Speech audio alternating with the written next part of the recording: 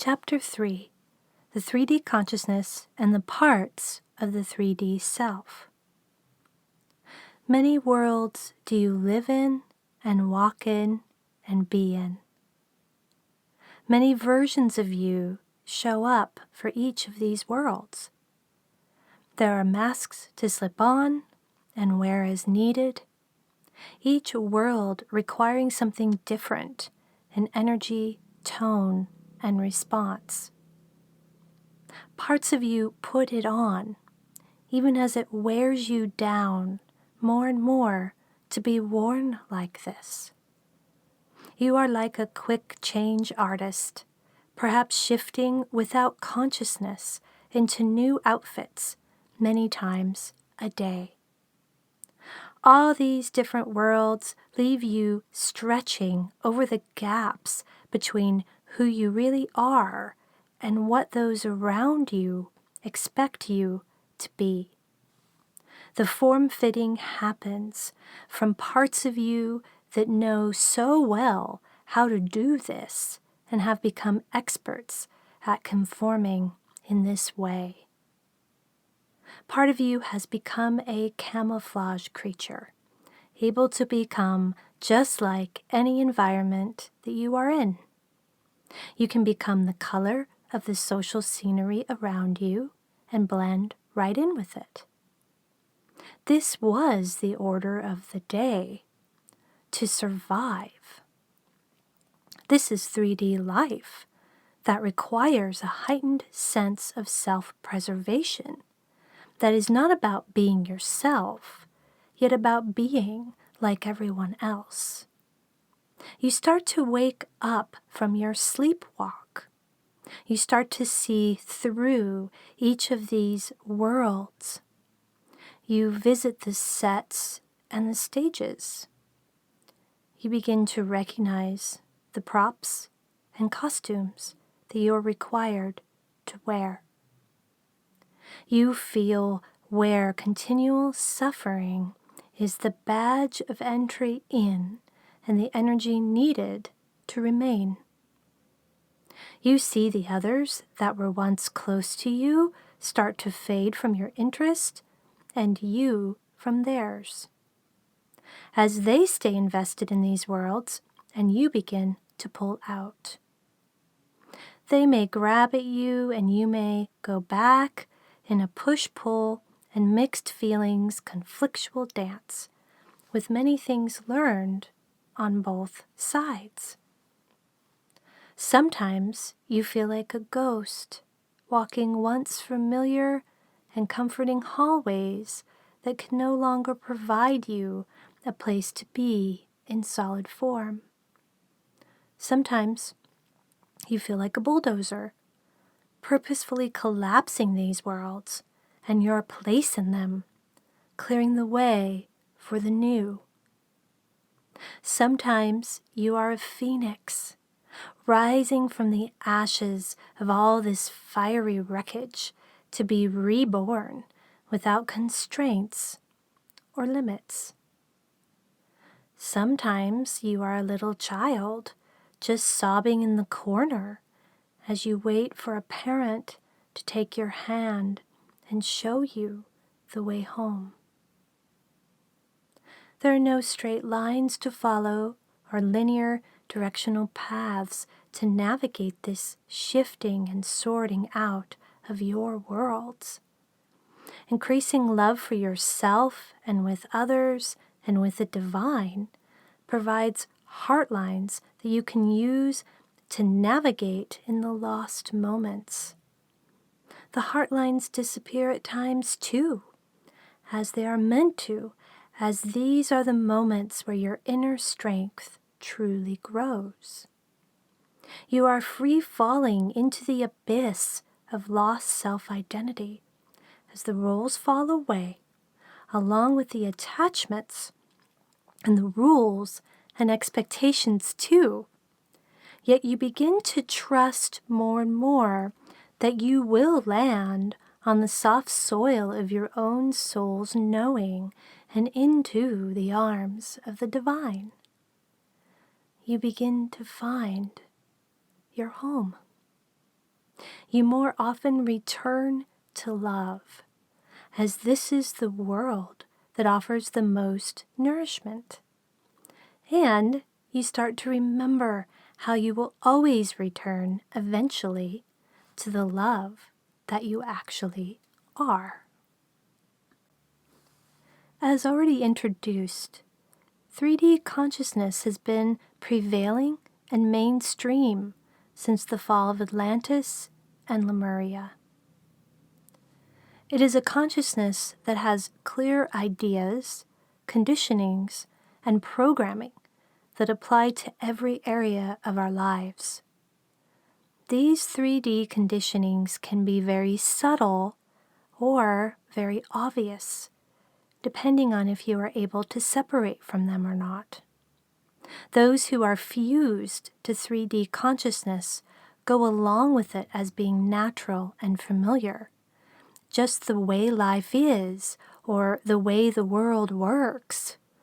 In full 3D, they don't question 3D reality or struggle with what it offers about how to be and do life.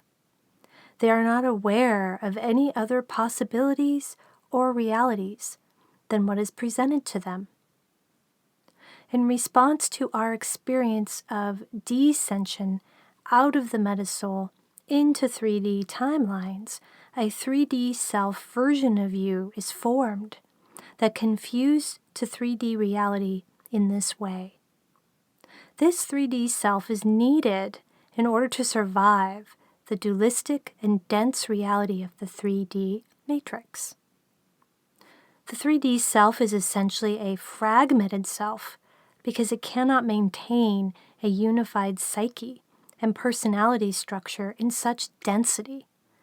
3D consciousness is too polarizing and destabilizing. 3D is too rooted, grounded, and anchored in fear frequencies for a more unified self connected to soul frequencies in a porous way to survive and thrive. Your 3D self receives its primary role modeling and templating from your birth family. It experiences both trauma and growth within that family structure.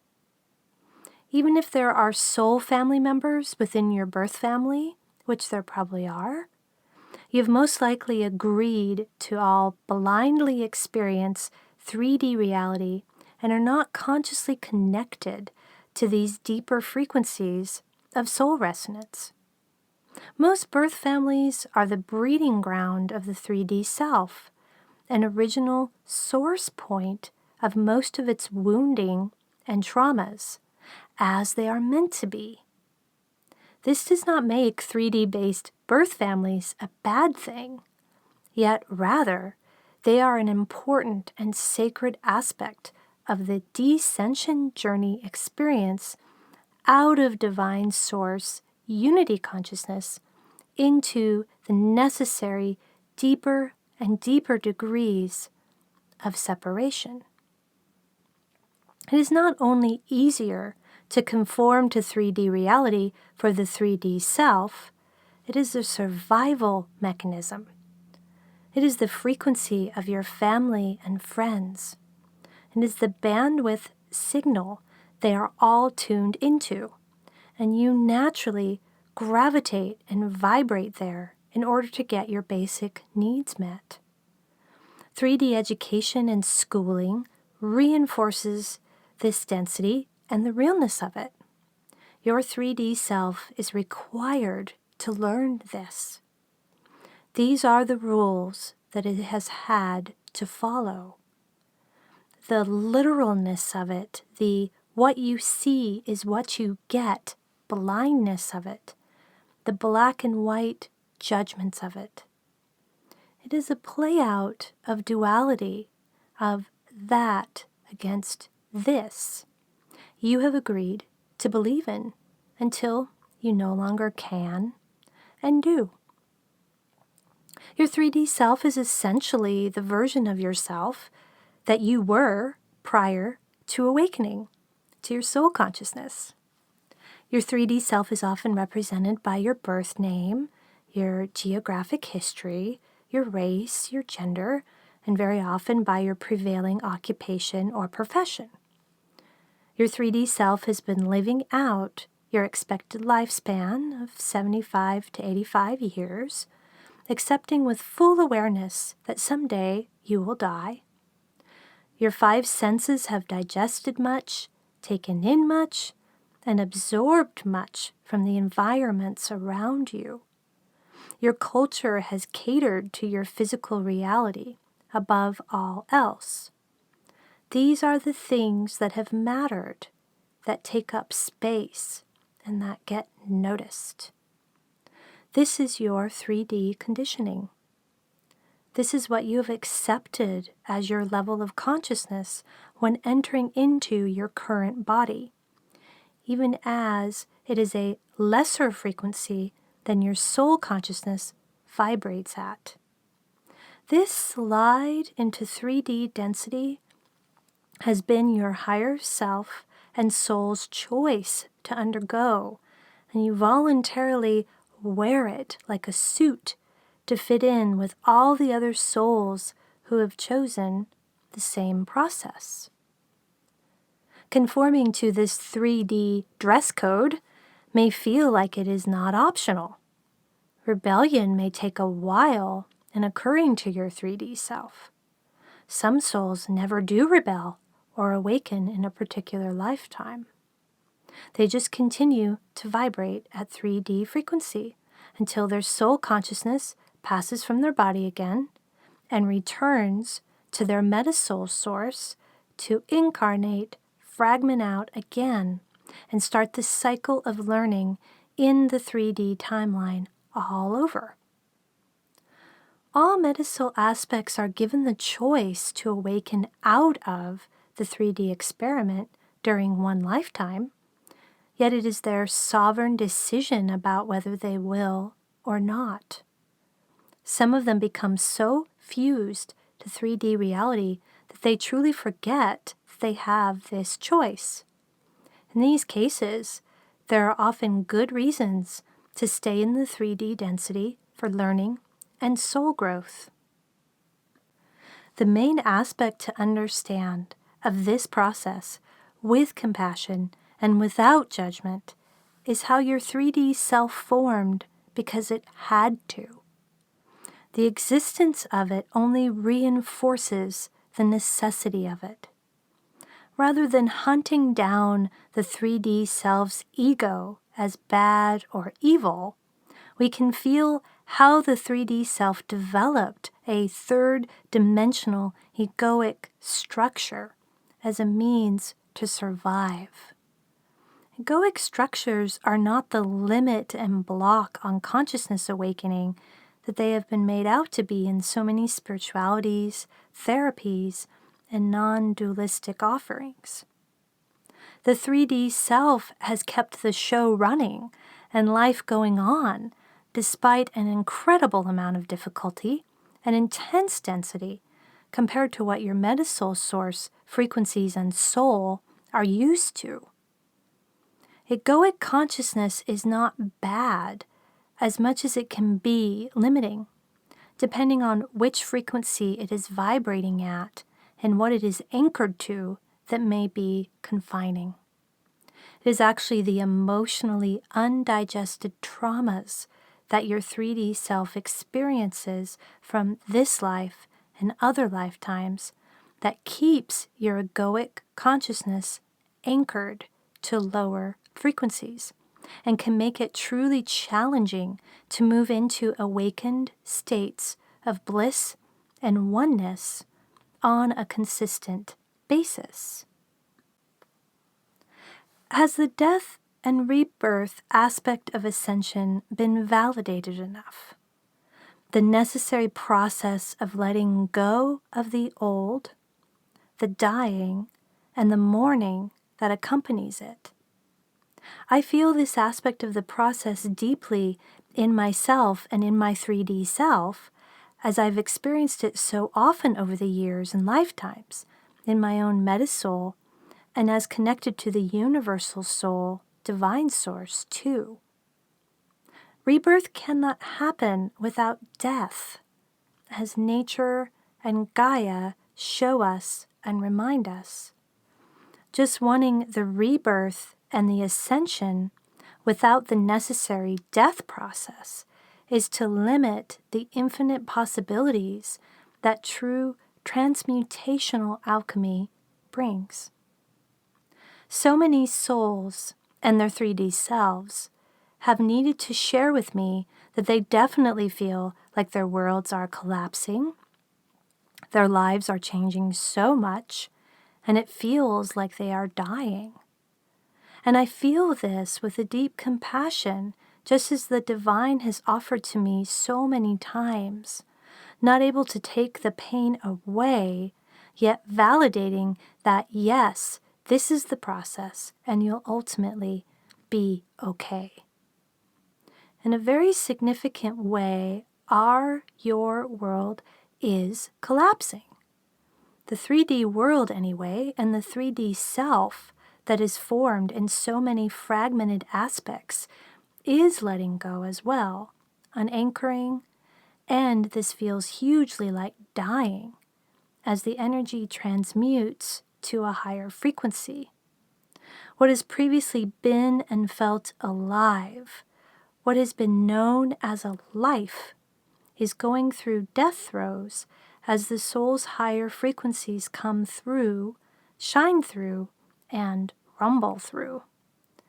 There are parts of you who may feel sad and lonely, like no one else in your world gets it, because in many ways, they don't.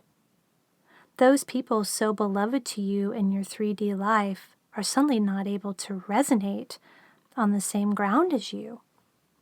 You are suddenly speaking a foreign language and are forgetting the one you used to be so fluent in. You are compelled to attend inner funeral services that they don't see the reason for. You are becoming a ghost to them, even as you become so much clearer to yourself. I am shown by the 3D self scenes of rubble falling from previously solid ceilings, ash thick in the previously clean air, blazes lit to clear the underbrush away. The 3D self wants to be felt in all this letting go and change, and it needs to be. You can provide so much comfort to this part of you as it falls and tumbles and lets go of so much. As your 3D self is negotiated with and felt by you, it can be so much more easily let go of with much less resistance and fear. More love can flow within your being to hold space for this process. The beautiful thing that seems to be happening right now is that the gap between the dying and the rebirth is shorter, and in some cases happening in the same now. The old is being let go of while the new is coming in, and there's very little time left then to mourn. This also seems to be true the more that the 5D self, higher self, divine self is coming into your body. You already have this within you, and it comes in more as you continue to surrender to the death and rebirth process and let go of what needs to be let go of. Then trust grows inside of all of your parts that whatever is being released will be replaced by something better that is based in love and a reflection of your soul and service of love, the 3D self and the 7 main areas of life. In our Soulful Heart process, we look at how there are 7 main areas of life which the 3D self can express into: emotional, spiritual, mental, social, physical, financial, and environmental. The following are descriptions of how a 3D self-consciousness has been conditioned and programmed to express in these different areas of life. Emotional. Your 3D self is usually emotionally immature, in the sense of being largely unconscious about your emotional wounding and how it impacts your life. Your 3D self is emotionally reactive, inwardly or outwardly, easily triggered, and can often play victim or use other strategies to divert taking responsibility for your life, for your emotions, and for your outcomes. You live mostly fused to parts of yourself without awareness of anything missing. You may become, without conscious awareness, different parts of yourself while having brief moments of authenticity, usually with very beloved people or in perfect settings or situations. You may have done some emotional or psychotherapy work on your emotional body and psyche, which creates some lightening up as well as a push to move deeper into fourth dimensional consciousness, which will be explained later. The main motivation for this work, though, is usually self-improvement or improving your self-image rather than deep transmutation. It is the 3D self that has been labeled with mental illness diagnoses, whose actual root cause is in the undigested emotional body and soul field. The 3D self becomes depression, anxiety, rage, mania, without metaspace around the mood or emotional state. This is called being fused. Emotions are generally experienced in a polarized way, labeled as either negative or positive, which can prevent them from being known and felt by you in a deeper way. That which is labeled negative or positive then makes for either an active or passive suppression of your emotional reality. A dominant motivation for the 3D self is the understandable use of many drugs to numb your emotions and wounding, such as codependent relationships, food, entertainment, distractions, alcohol, nicotine, work or career, thought and behavior patterns. The list is endless, with even many good things being related to as a pain-numbing medication and diversion from feeling. The main grounds of relating to your emotions within 3D consciousness is typically suffering over your suffering, with repeated loops of this suffering without understanding the true root cause of it in order to heal it. In other words, we all have difficult patterns and emotions to face, which is a kind of suffering. But when we have no way to relate to that suffering, we add another layer of suffering, and parts of us suffer over our suffering in a way that feels impossible to change, leaving us stuck. Another 3D way of relating to your emotions is to under-emotionalize or suppress your emotions to a large degree. Or it can be somewhere between suffering and suppressing at different phases or settings in your life. How the 3D self relates to your emotions is largely templated off of your same gender parent. Your 3D self decides whether to suppress or express what is modeled to you, as the pattern is either taken in or rejected. Both are still in reaction to and stem from this patterning and powerful imprint. Spiritual. Your 3D self is hugely conditioned by your birth family and social relationships related to spirituality. Due to your 3D self's inclination to avoid rejection, adapt, and survive, you usually take on whatever spirituality paradigm is and was offered to you by your family. You will accept religious conditioning, for example, without much question or protest, and even often with deep devotion.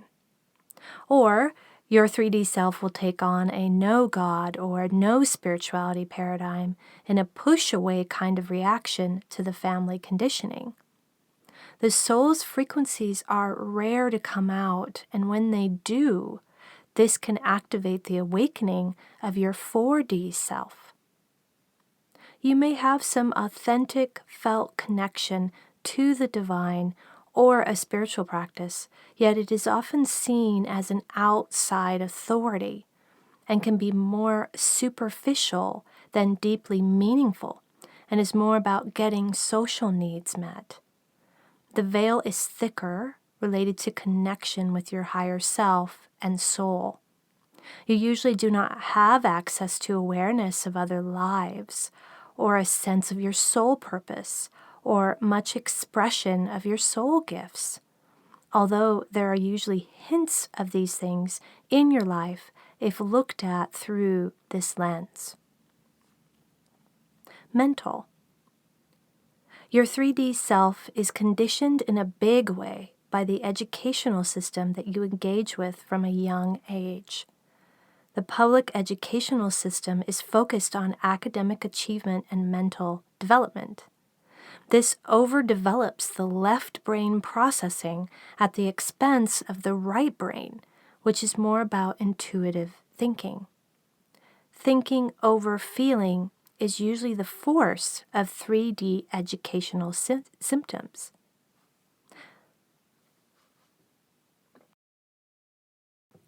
Thinking over feeling is usually the focus of 3D educational systems, especially in males and masculine feeling energies in women. Thinking and analyzing can be used to suppress emotions, intuition, and spirituality.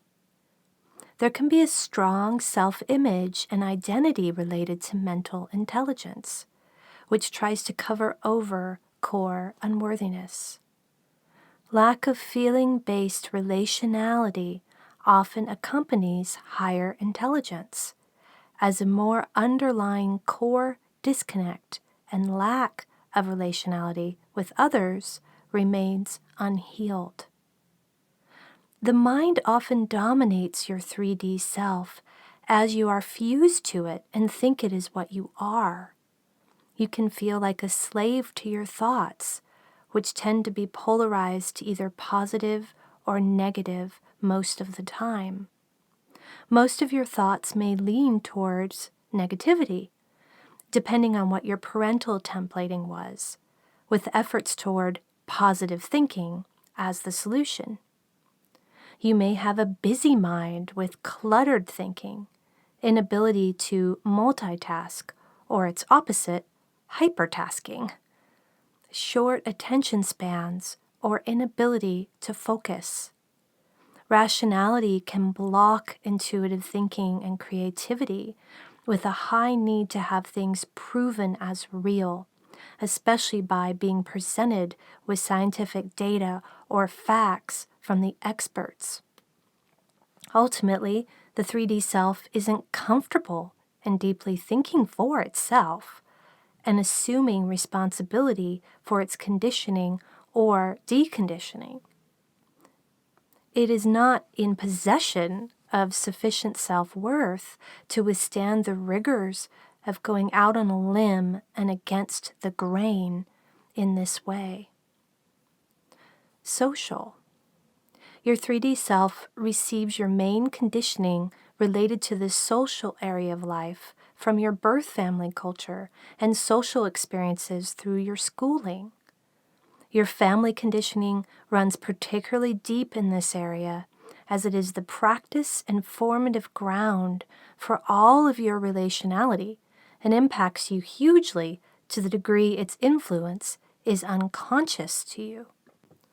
The role that you play in your family forms into a key subpersonality in your 3D self, especially related to the order in which you were born compared to your siblings, oldest child, middle child, youngest child, or only child.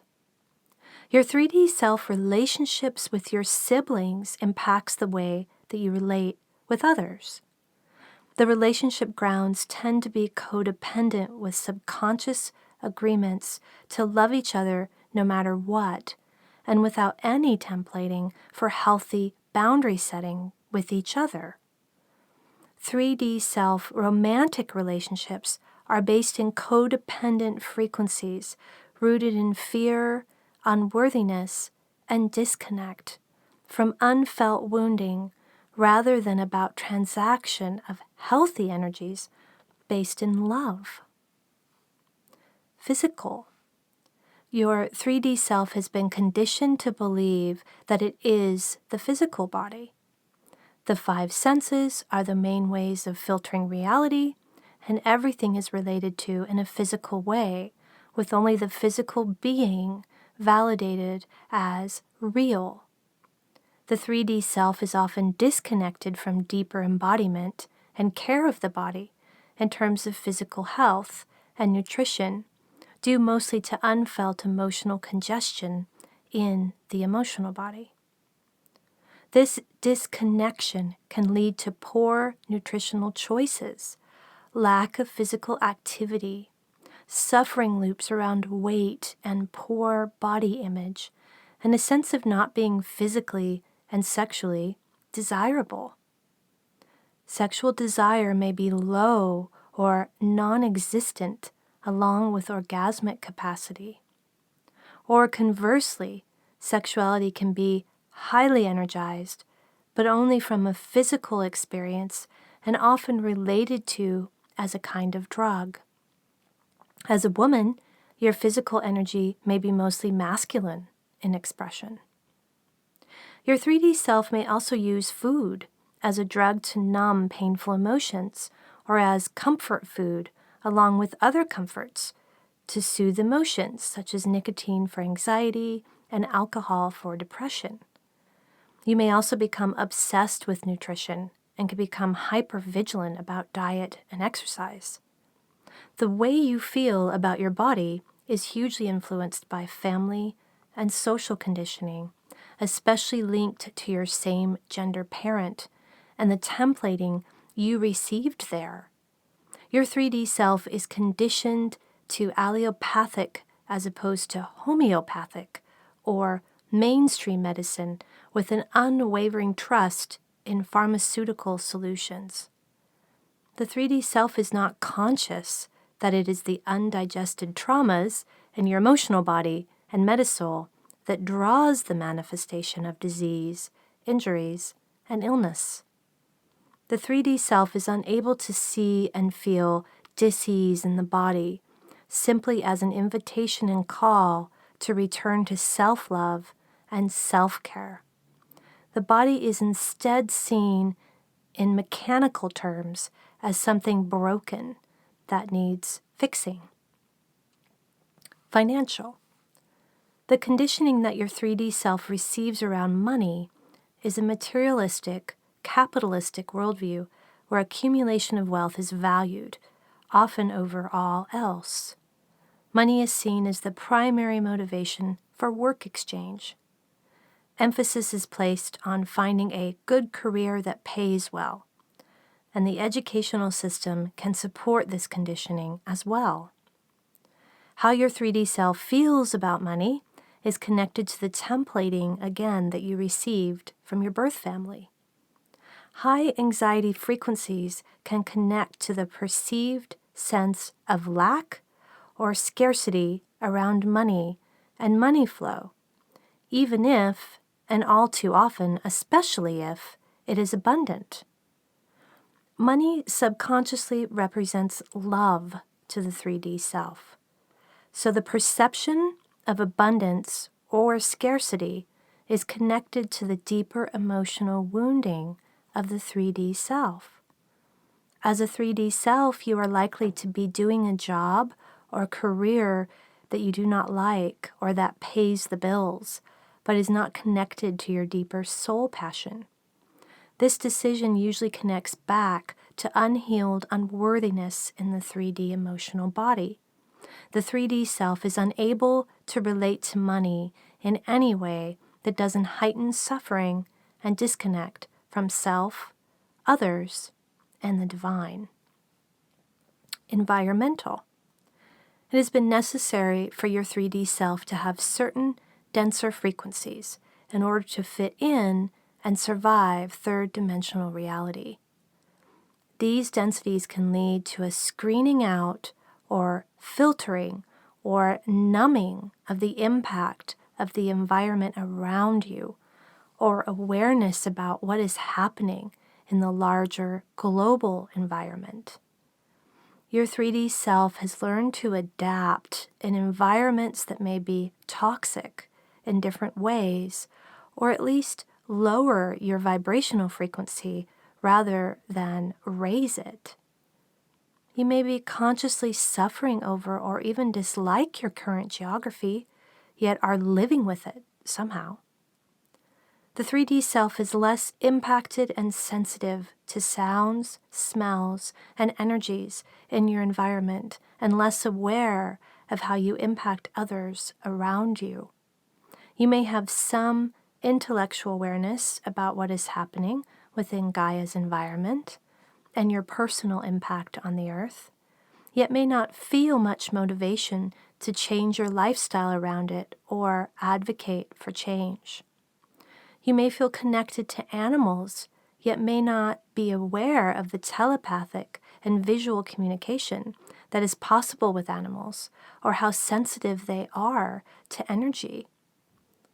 Your 3D self can find solace in nature, glimpses of soul tones, yet it may still feel like nature is outside of you and something to visit as a physical space, more than an internalized reality. Because of the underlying worldview of the separation of spirit and matter, the 3D self is unable to see itself as one with and inseparable from nature, which is in fact their true state, leaving them in the all too real experience of separation. Parts of the 3D self. In response to fear-based and painful experiences, your 3D self starts to create different parts of itself in order to compartmentalize the undigested trauma reactions caused by its experiences. Compartmentalization allows the 3D self to cope and move on when there are still often many layers of undigested pain and wounding in your emotional body, psyche, and even soul field. Because the 3D self is already a fragmented self without much sense of a solid center, this compartmentalization happens organically and quite easily, and is even necessary for stability. 3D life actually supports the compartmentalization of traumas, showing up often as disconnection, diversion, and disassociation strategies. Rather than initiating you in how to hold space for the digestion and processing of your traumas while they are happening, parents and caregivers often use one of the compartmentalization strategies that they learned from 3D culture and their own family experiences instead. Disconnection can occur through ongoing denial of the trauma and the impact of it. Diversion happens when distractions, such as entertainment, substances, material possessions, even spirituality, are used to avoid feeling the pain of the trauma. Disassociation creates an emotional numbness and distancing sense away from the experience, often leading to not remembering the trauma with much clarity, especially those that occurred during early childhood. As these undigested traumas are experienced during particular phases of your life in repeated patterns, parts and subpersonalities of you are formed out of your 3D self.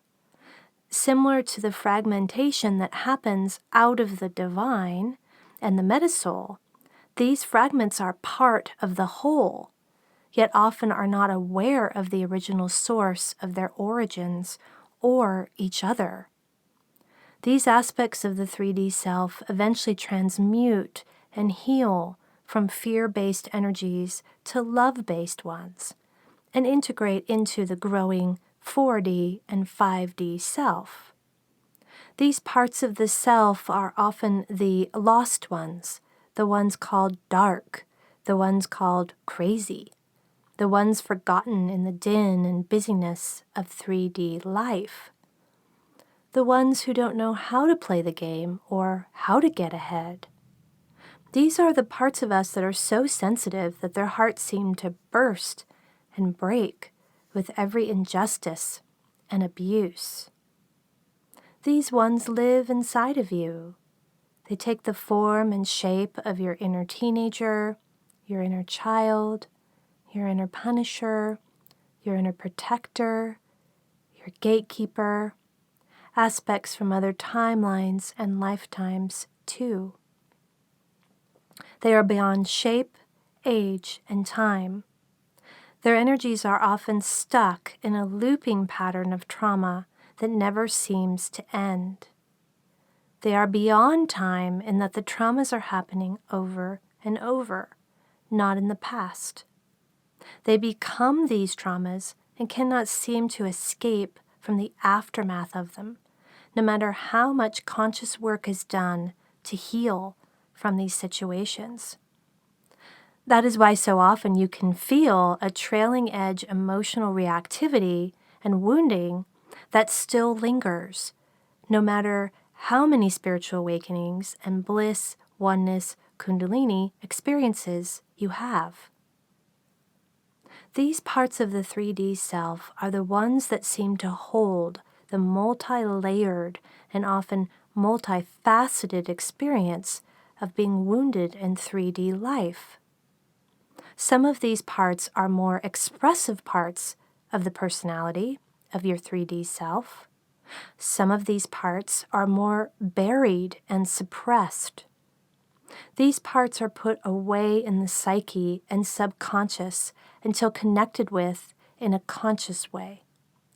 All of these parts have traumatic scenes and events that were pivotal points for them, in which digestion of the traumas and transmutation of these experiences from fear back into love was not possible at that moment. In this way, these parts are stuck in many of these situations in looping scenes of trauma that never seem to end. They are unable to move out of it without loving support and help, so their consciousness is frozen there. When triggers come in that remind them of the original wound, they are then highly reactive without much consciousness as to why. Your 3D self experiences this reactiveness as confusing, uncontrollable, and unmanageable. One of the compartmentalization strategies, denial, diversion, or disassociation, is often used to contain the reactivity, yet this doesn't actually lead to the healing of it. The way that these undigested traumas heal is through feeling the part of you that experienced them with an open, empathic, and curious heart that is full of compassionate love. Once the part of you is able to truly be felt in what they experienced without any judgment, they are able to let go of the pain of it and move on. This can be challenging, however, for the 3D self to hold space for this process, as they are usually not consciously aware of these parts of themselves, how impactful the traumas still are, and how judgmental tones and frequencies are going on towards them. When you access and connect to these hidden parts directly inside yourself, they can start to see that there is a reality outside of the pain path they have known. As they feel you as a higher vibrational frequency coming into their world with compassionate curiosity, they can start to realize that they are not wrong, crazy, or dark at all. Yet rather, they have often absorbed these energies from others in 3D life in an effort to transmute them in order to get more love. This is the way of the empath and sensitive healer soul. And it is often a painful way until they learn to set boundaries that come from self-love and self-worth. As you feel all these sensitive and empathic parts of yourself, you also open up to the shadow ones that cause the recapitulation of abuse and judgment and even narcissistic patterned behavior too. As you love even the narcissist inside, you provide relief to all parts of yourself and free up the gifts that these parts hold for you as they integrate. These lost ones become found under the love of your beaming heart. These dark ones become light in response to your compassionate soul. These crazy ones become sane in relationship to your grounded sanity. This self-love process is natural, organic, and ingrained in us as sparks of the divine. The discovery is held with much love by the Divine Mother and Father as we remember and become the divine essence of love in wholeness again. And parts of the self are connected to in the soulful heart process through visualization journeys, during meditative states, and through dialogues while journeying on paper or computer. The visualization journeys allow the parts of self to emerge in visual form, which can help to bridge to their energies. We provide many guided meditations to connect with parts of your 3D self through common visualization journeys.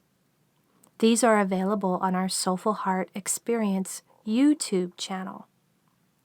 My video series that I release every year for free also provides bridges to meet these parts of yourself and of your Metasoul as well.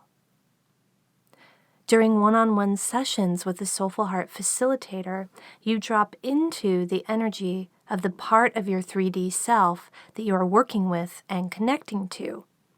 You channel this part of yourself and share from their consciousness. This is an altered state from your usual conscious personality, yet it is self-led, self-directed, and usually very natural to access. As you are dropped into the energy of a part of yourself, you may answer and respond in ways that are surprising. Your tone of voice and vocabulary is usually different. You receive new information and make connections that you weren't consciously aware of before.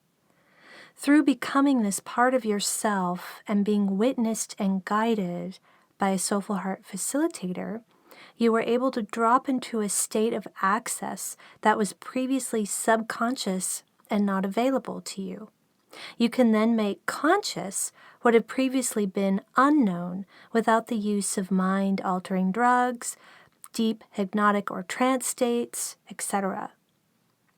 The first part I met in myself was over 15 years ago when I began an emotional and spiritual healing process and paradigm that introduced me to it.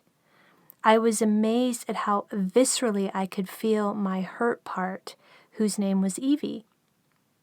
I discovered her in the canopy bed of my childhood bedroom after finding out about the separation of my mother and stepfather when I was in 4th grade. I quickly felt how she was stuck in that moment of finding out about it without being able to truly emotionally digest the reality of it. My mother had tried to process it with me very briefly, yet there was still a lot to feel and heal about it with this part of me. The process I was working with, called Emotional Body Enlightenment, or EBE, was quite cutting edge in what it was putting together about parts of the self or subpersonalities, and how healing of the emotional body needed to be the priority in the spiritual awakening journey.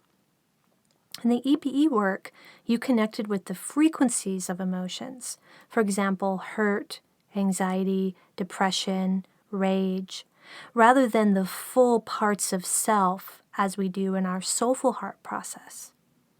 You would tune in through journaling questions to feel your hurt, shame, rage, control, depression, and anxiety as subpersonalities, which allowed you metaspace from the reactions. EBE also offered a picture of a sentinel structure that represented the ego of the primary sentinel, the punisher, and the provider, similar to what we offer as an inner protector and inner punisher in our soulful heart work. Some aspects of what has become the soulful heart paradigm and what I teach today were definitely and deeply inspired by my experience of the EBE paradigm for nearly 5 years. I was also a facilitator of the process, working mostly with teenagers who have a natural and easy ability to connect to parts of themselves as there is less buildup of 3D self-defenses. EBE provided a foundational introduction to the amazing world of parts and how effectively access to them can heal our emotional bodies. I'm forever grateful to my higher self for arranging me to find it, even if I ended up leaving the group with the man who later became my husband, Raphael, under painful and difficult circumstances. We eventually were shut out by all members of the group and our former teacher. Ultimately, I would describe EBE as a bliss mess, lower 4D matrix experience that offered me many gifts of realizations and clarities about myself, my 3D self, and my soul patterns. Rather than work with frequency tones of emotions as I did in my previous work, I've discovered that there is more progress, healing, and access available in working with the parts themselves that are feeling these emotions. I would now see and feel Evie as actually my inner child, whose hurt feelings gave me access to her. Approaching Evie as an inner child would allow the opening up of further frequencies of her essence to eventually transmute into the magical starseed child. She was certainly not just her hurt feelings, yet rather a whole world of discovery as I connected with her more as an inner child aspect of myself. I have also been inspired by the work of Hal and Sidra Stone called Voice Dialogue. They have really taken the work of psychoanalyst Carl Jung, another big inspiration, to the next level, introducing the concept of working with your inner child in 1972. They seeded the sense that it was not a pathology to recognize the different aspects of self. They advocated for how much healing could be achieved through doing so, and connecting with them through dialogues during space holding by a person familiar with the voice dialogue process. They have offered for over 40 years now that work with our sub-selves and subpersonalities is crucial to the awakening of the aware ego, or what I would call the 4D or 5D self. As a facilitator of parts work for over 15 years, I have seen so many people quickly and easily drop into parts of themselves. They have ranged in age from 8 years old to over 80 years old. The realness frequency of these aspects is often very palpable and visceral compared to the persona fusion that may be presenting as someone's usual personality. The parts themselves are real, genuine, authentic, and eager to be felt by someone else. They're not interested in telling stories or analyzing anything. They truly and deeply want to be felt in what they have experienced and how life has been for them. What they most deeply want is to be heard and loved. Parts are very often hugely relieved to be revealed, even if they are initially resistant or fearful about it, such as the inner protector.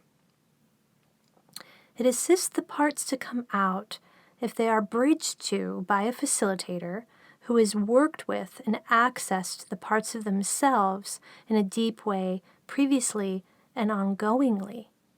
The parts of self recognize other parts of self, is another way of saying it.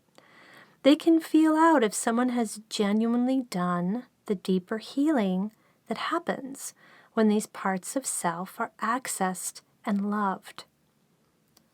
Over time, as parts of you are dropped into and felt by you and the Soulful Heart facilitator, their energy shifts and transmutes. How each part shifts through the transmutation process is described in each section coming up. One of the main shifts is around energy vibration. Rather than vibrating at an energy frequency that is based in undigested trauma, these parts of you are able to increasingly vibrate at frequencies of joy, health, and being in the now. This happens as they let go of the traumatized energies that previously kept them stuck in suffering loops of reactivity. I have noticed a significant shift over these years in the collective consciousness around openness and acceptance of this part's reality without labeling it as a disorder or mental illness. The inner child in particular has become a more common offering in many spiritual and healing processes. Souls are more open now as ascension goes on to feeling and accepting the fragmented reality of both their personality and their soul. They can hold it more with curiosity rather than with polarized judgment or fear.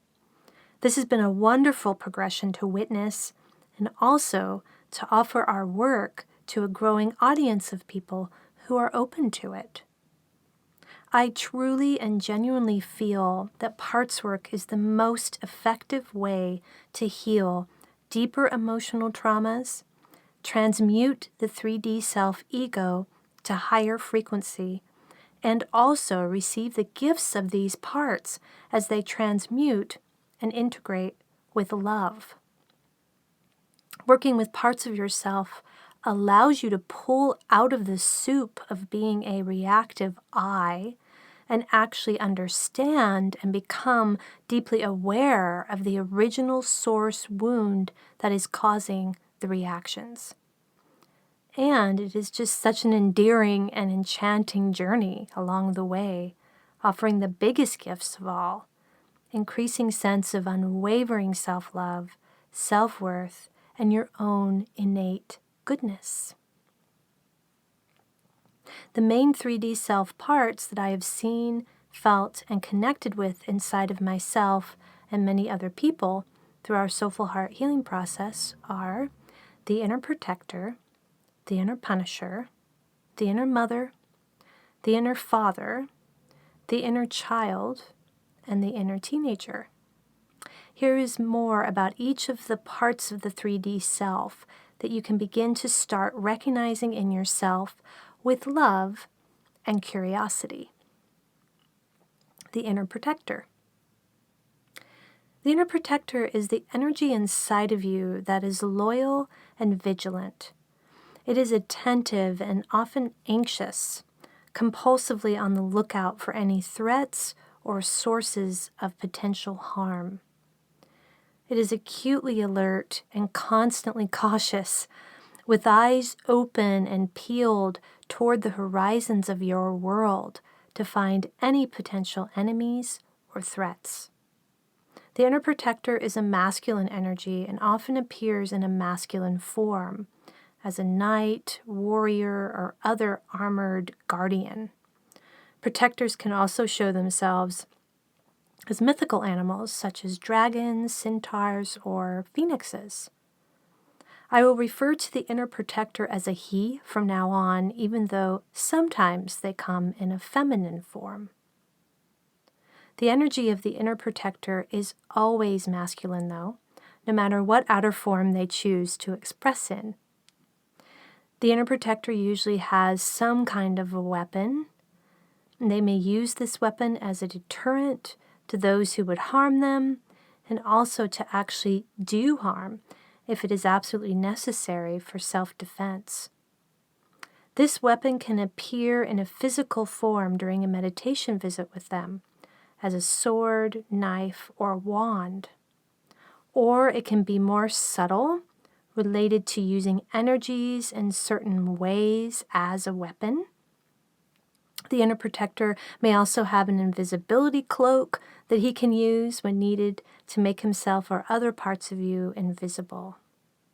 The inner protector is very often the first part that we connect with in our soulful heart process work with people during sessions, because it is the energy that is guarding access to the other parts. Starting your parts connection process with your protector gives you access to the other parts of the 3D self, especially those that are usually suppressed and hidden, such as the inner teenager, inner child, or inner punisher. The protector is the part of you that is standing at the door to protect these more vulnerable parts or to keep the shadow-based parts hidden. The protector controls the energy of what has been commonly called, in psychology, your defense mechanisms. The inner protector energy seems to come in right away, usually at birth, to shield you from the harsh, polarizing frequencies that assault you as soon as you are born.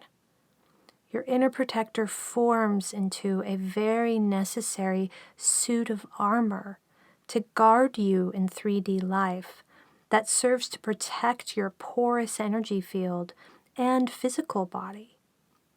Your inner protector seems to originally be intended as a guide to you when you need it in order to navigate 3D life.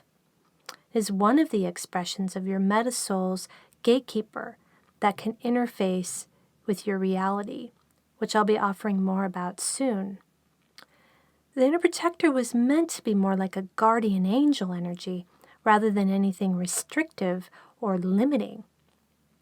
Yet over time, in a 3D reality that can be so harsh and difficult, the inner protector's energy can transition to being more overprotective, restrictive, fearful, and controlling.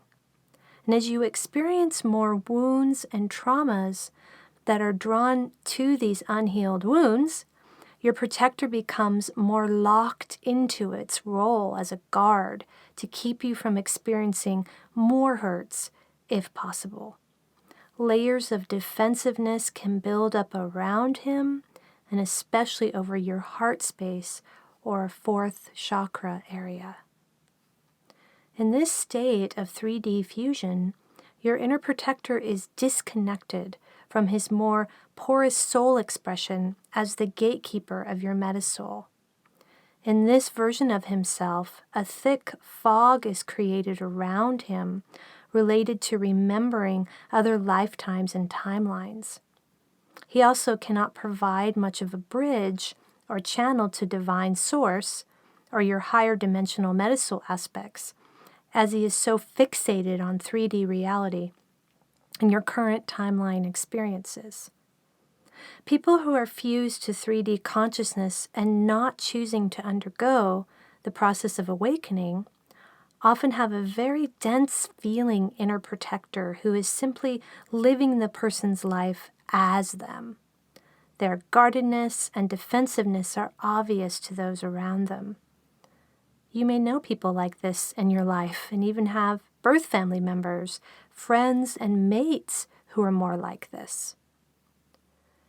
A 3D anchored inner protector does not usually shift from this protective stance, is rarely vulnerable, and often draws and creates repeatedly traumatic and hurtful experiences to themselves and with others. This kind of protector may use an overly developed mental body to avoid feeling states and vulnerable intimacy. Your protector may show up in an effort to stay hidden and invisible or to follow others in their leadership, even if they are domineering or abusive leaders.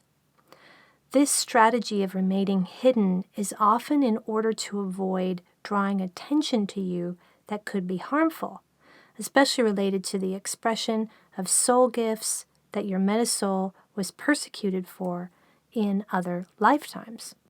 Staying hidden, even if you may consciously want to express yourself and share your gifts, is often connected to a hide or flight reaction that is purely instinctual, and therefore the causes of it can be unknown until you connect consciously with your protector. Inner protectors are often very tired, overwhelmed, and burnt out. They can have strong feelings of shame and guilt over not being able to protect you from the difficult situations you faced in your life and the hurts you've experienced because of those experiences. Many protectors are very hard on themselves around this, as if they somehow could have prevented you from experiencing any trauma at all if they had just been more vigilant. They have a strong sense of duty and have taken a vow to protect you, so they tend to feel like they have failed to do this properly. As you move into more 4D consciousness during your awakening, your protector is probably finding it more challenging to protect you in 3D reality and also respond to the soul awakenings from other timelines that may be happening. Bleed-throughs from Metasoul timelines awakening can manifest in repeated nightmares, heightened emotional states not connected to any situation in your current life, and seeing flashes of visions of traumatic situations and events, and being drawn to watch, study, and take in resources from specific time periods and eras that you hadn't before. These bleed-throughs from other timelines are often overwhelming for your protector, especially those timelines connected to persecution of a Metasoul aspect, or them toward others, or ones involving murder and suicide. Your inner protector may be very ready to rest and hand over the reins to you in terms of taking care of all the other parts. Yet he may not be very aware of you as a mature, awakening adult. He may still see you and relate to you as an inner child, or as an inner teenager, or as both. Because protectors are disconnected from your maturity as an adult, they cannot receive the support and collaboration that you could provide for them. They often are not current in this way until bridged to by you consciously through a meditative visit, drop-in, or in a journaling dialogue. Many protectors are surprised to see that the young child or teen they've been protecting all this time has grown into a mature, awakening adult. Because of this projection onto you as a child, the protector is often deeply concerned about you going into more areas of shadow exploration in this life, and especially into other lifetimes. The protector can create layers of blocks in your memory recall of your childhood, for example, so that you cannot go there and be overwhelmed by what you feel.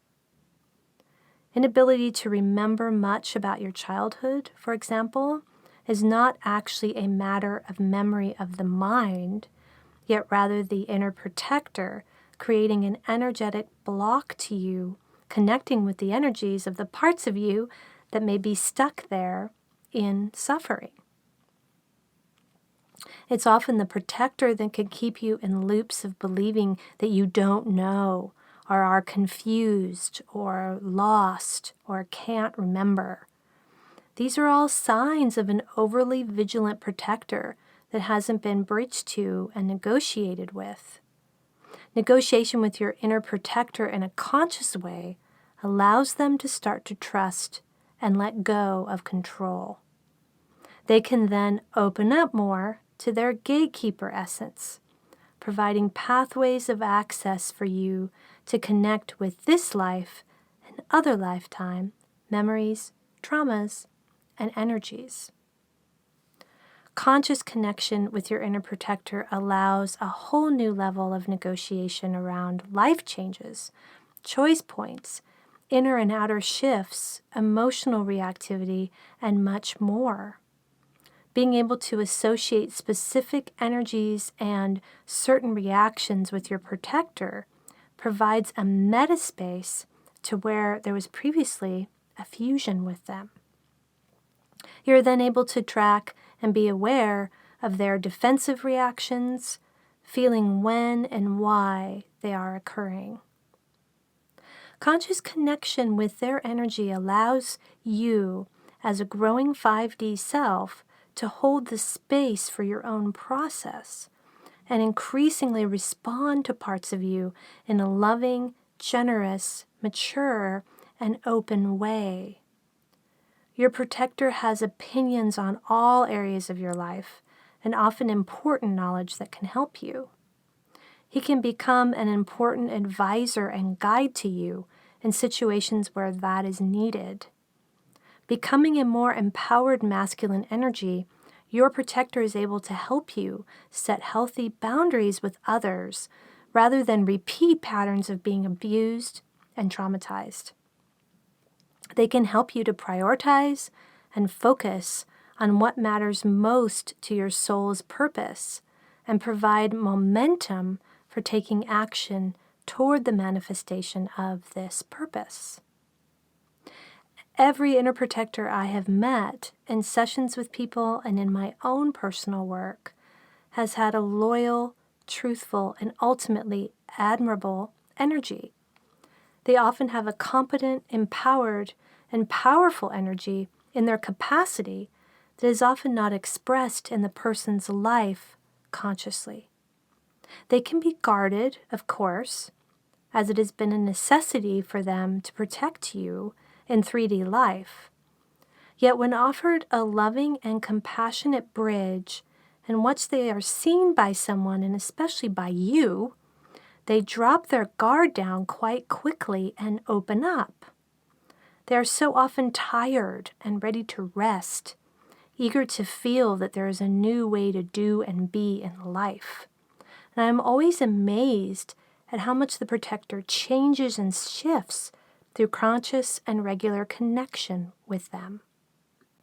Most protectors show up at first contact during sessions or during guided meditations, fully armored from head to toe and holding a weapon as well.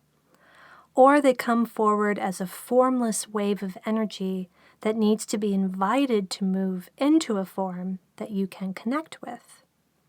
Their face can be obscured at first, and often they don't want to give their name initially or even realize that they have a name. Yet often by the end of the very first session, they have shed some form of that armor, shared a name with you, and are starting to feel more relaxed. They also shift their perspective quickly to accept you as an adult and not just as your inner child and teenager. They want to feel there is an adult at home to supervise and take the reins, after all, as it makes their life so much easier. They've often been a reluctant yet dutiful babysitter to younger parts of you, and they are ready to shed this role for something much bigger, connected to your soul purpose being fulfilled. Eventually, through this conscious connection process, the protector integrates back into the energy of the gatekeeper and also becomes an energy that expresses as your inner divine masculine. For women, this frequency of inner divine masculine is an important counterpart energy to your inner divine feminine. For men, this frequency is the leading energy that allows room and space for the expression of your inner divine feminine. The ultimate purpose of the parts work process is to bring these energies into balanced integration and sacred union experience on an ongoing basis from within, and ultimately with the sacred union mate if you desire that. We start with the inner protector in our Soulful Heart process sessions, as it is the energy that is standing at the gate of your castle, which we access in a meditation similar to what is shared in a video link on our website. Negotiation with the protector allows for opening out access to the other parts, new perspective on your life situations, and a more expansive heart space. We have found that negotiation with the protector is so important that if it can't be accessed, then the process is not ripe to be explored yet.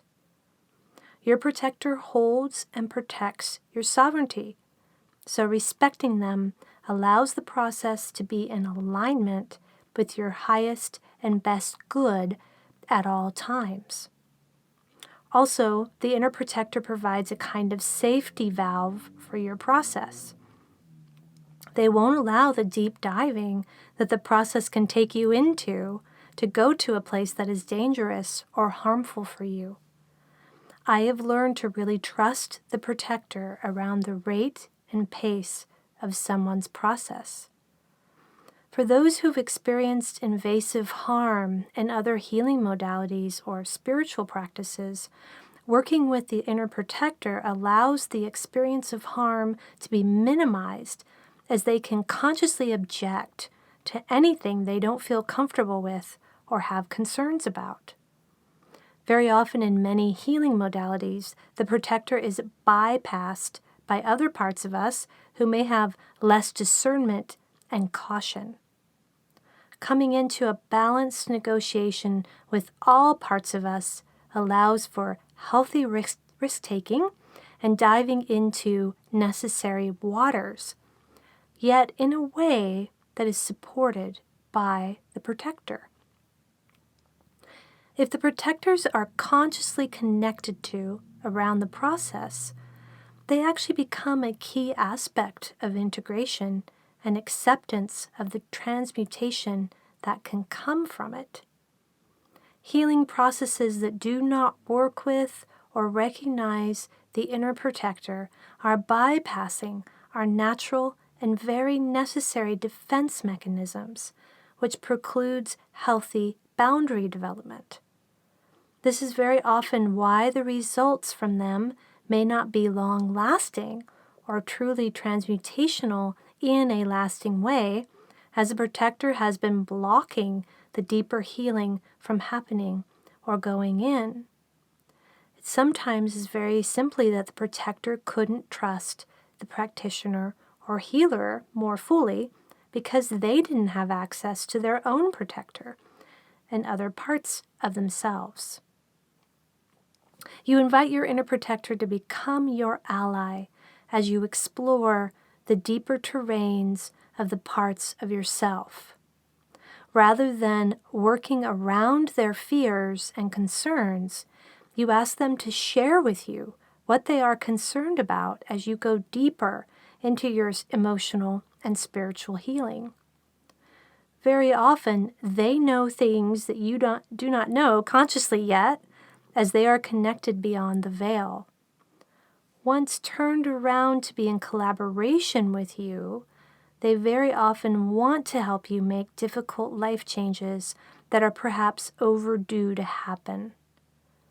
Their reluctance transforms to bravery, and you receive the gifts of that in the manifestation of empowered actions and more sense of your own bigness. I highly encourage you to meet your inner protector, even if that is as far as you go. Even a 10-minute meditation, such as what's offered on our YouTube channel, can provide a bridge to their energy. Many people have shared with me over the years what a gift it has been to meet them with often tears shed as the reunion occurs.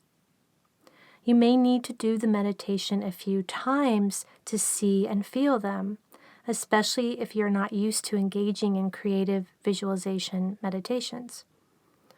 It's also understandable if you can feel them more than see them, or see them but not feel them, or hear them but not see them, or not hear them at all.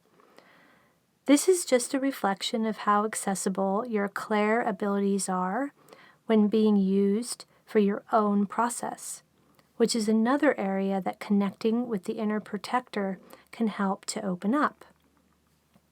Sessions with a Soulful Heart facilitator can amplify access to them in a way that allows you to more viscerally feel, hear, and see them. The facilitator models for you how to respond to the inner protector in an open, loving, and curious way. They ask open and curious questions that allow the protector to come out of their protective stance and begin to share.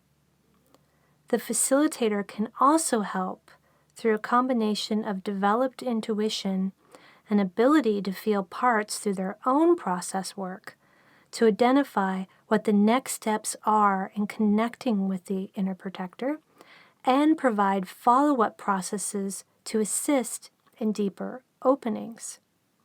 Your facilitator can also help you to separate and identify one part from another if they have become fused to each other, such as an inner protector and an inner child. These amazing protector parts of us are so worth getting to know, as their distrust moves to trust, their concerns to acceptance, their reluctance to brave action, and their protectiveness to openness with healthy boundaries. Journaling process to connect with your inner protector. Write a letter to your inner protector from your 4D, 5D voice and energy, asking them for a name you can call them by. After completing the meditation and/or feeling them in a session with your facilitator, connect to the energy of your inner protector that comes forward. Have this part respond back to you in a response letter with whatever they would like to say. Then ask your protector to answer these interview questions. Hello, I'd like to speak to my protector. Use name if you have one, and ask for one if you don't. May I ask you these questions to get to know you?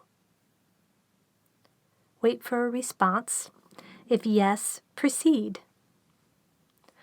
Are you male or female? What do you look like? What does the world you live in look and feel like? How old are you? What part of my body do you relate to? Do you have a weapon, and what does it look like? In what situations do you use this weapon? What is your job and mission? What do you primarily protect me from? In what ways do you protect me? How do you relate to me and see me, such as more a teenager or child than a mature adult? What does loyalty mean to you, and why is it important if it is? How old was I when you began protecting me, and why? Who in my family do you feel the most need to protect me from, and why?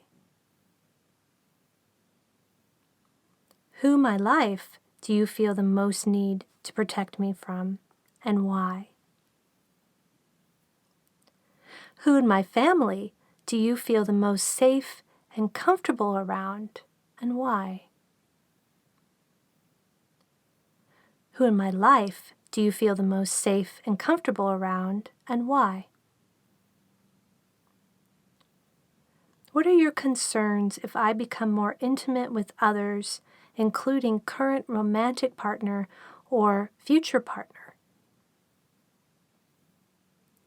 What are your concerns if I become more intimate with you and other parts of myself, including aspects that may be emotionally crazy or vulnerable, such as the inner child? What is your relationship like with my inner teenager? What is your relationship like with my inner punisher? What is your relationship like with my inner mother and inner father?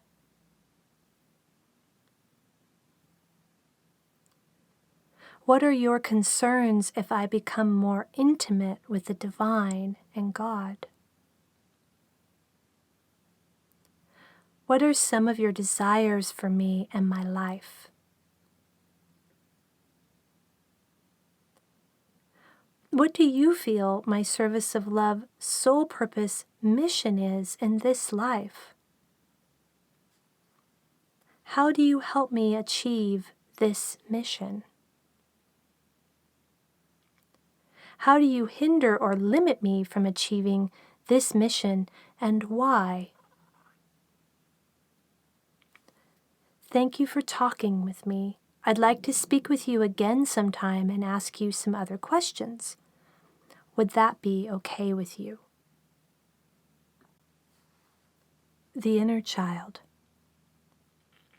To the little one inside, the lost one that wants to be found, the sad one that wants to be happy, the hurt one that wants to forgive, the earthbound one that wants to be in the stars, the sensitive one that feels everyone and everything around them, the overwhelmed one surrounded by energies they don't understand, the merging one that doesn't understand boundaries, the receptive one that accepts whatever truth is offered to them. To this precious one inside of you, you are feeling their fears, easing their anxieties, and becoming a reassuring presence that they've always wanted. You are shining the light on all the monsters under the bed to reveal the friends waiting there in the shadows. You are offering the softest embraces, the kindest words, and the deepest unconditional love. To the orphan inside of you, you are becoming a healthy, consistent, and supportive parent. You are healing from the wounded mother-father energies that were passed down to you through your family line. You are becoming the comforting authority that they most deserve and desire. You are offering a home inside of your own heart where they can finally feel claimed.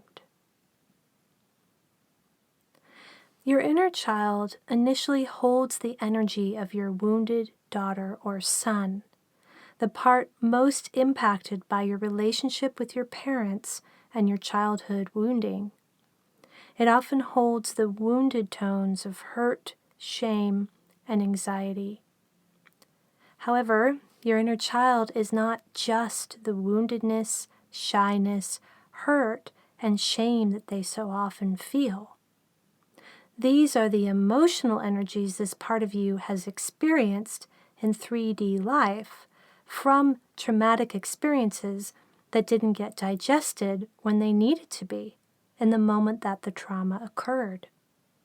So the energy of trauma gets stuck like a clogged drain, stuck in the moments they were wounded. If there had been an open-hearted, open-souled caregiver to digest the trauma, your inner child would remain in much higher and natural frequencies of love, authentic soul essence, and innocence. Instead, it is so often our caregivers who cause the trauma and who repeat the abuse that they experienced too with their caregivers.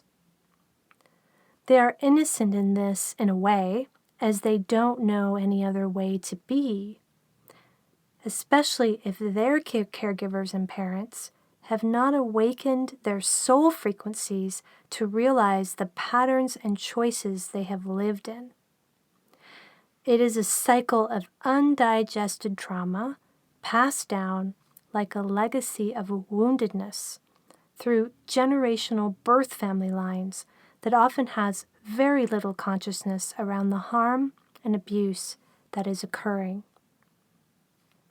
Your inner child absorbed these wounded frequencies like a sponge. In their heart and soul porosity, they could only become, to some degree, these pains and aches. Yet there is an essence there of love and light that is preserved and stored within your inner child due to the dutiful work of your inner protector and other parts that form to guard, protect, and serve through the 3D journey and into 4D as you awaken.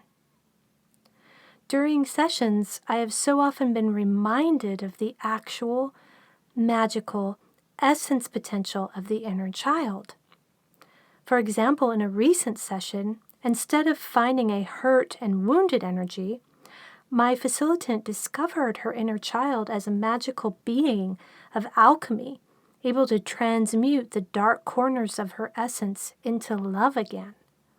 Her inner child had experienced some healing of traumas through previous emotional work and was ready to reveal herself as the magic that she is.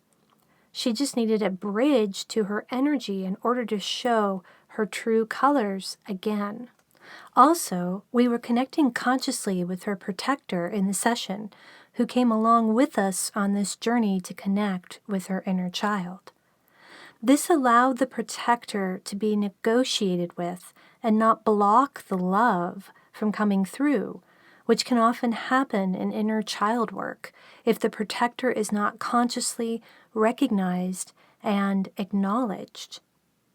Sometimes the protector can put the energy of the inner child up front in life and use their innocence as a defense to deflect from deeper revelation of strategies and traumas. People who struggle to grow up and seem overly childlike as adults or have more emotional maturity may have this dynamic at play.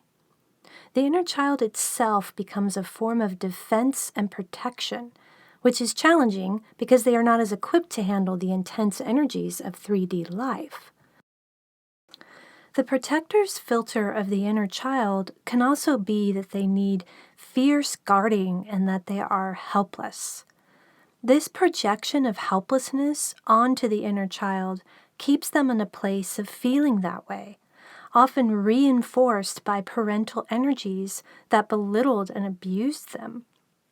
Until you can approach them as an open-hearted adult that allows separation to occur between the protector and the inner child, this dynamic of overprotection through projected helplessness continues unconsciously within you. This can manifest in a lack of self-confidence, inability to find your voice and expression, difficulty advocating for your truth, feelings of unworthiness, acute self-consciousness, disconnection from your joy, and overall flat and heavy feelings about life.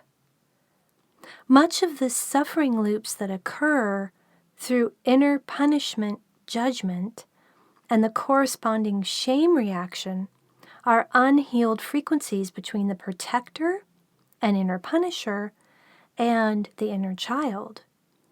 The protector-punisher combination provides thoughts and feelings that are judgmental, limiting, and often harsh in order to keep the inner child in repeated places of shame and unworthiness. This is not done out of cruelty, yet rather out of a desire to keep the inner child safe, as the shame contracts them back into a safe place inside of the protector's care again. This is a learned response to parents and caregivers who could be judgmental or unsupportive. It becomes an internalized representation of that parental relationship, a necessity in order to lessen the harm and hurt caused by it. As the inner child transmutes from 3D wounded, sad, shame, hurt frequencies into 4D magical joy, alchemy, your starseed child, and eventually your 5D crystal child frequencies arise as we love and hold space for them. It is these crystal child frequencies that actually power our Merkabas or light body vehicles for multidimensional travel.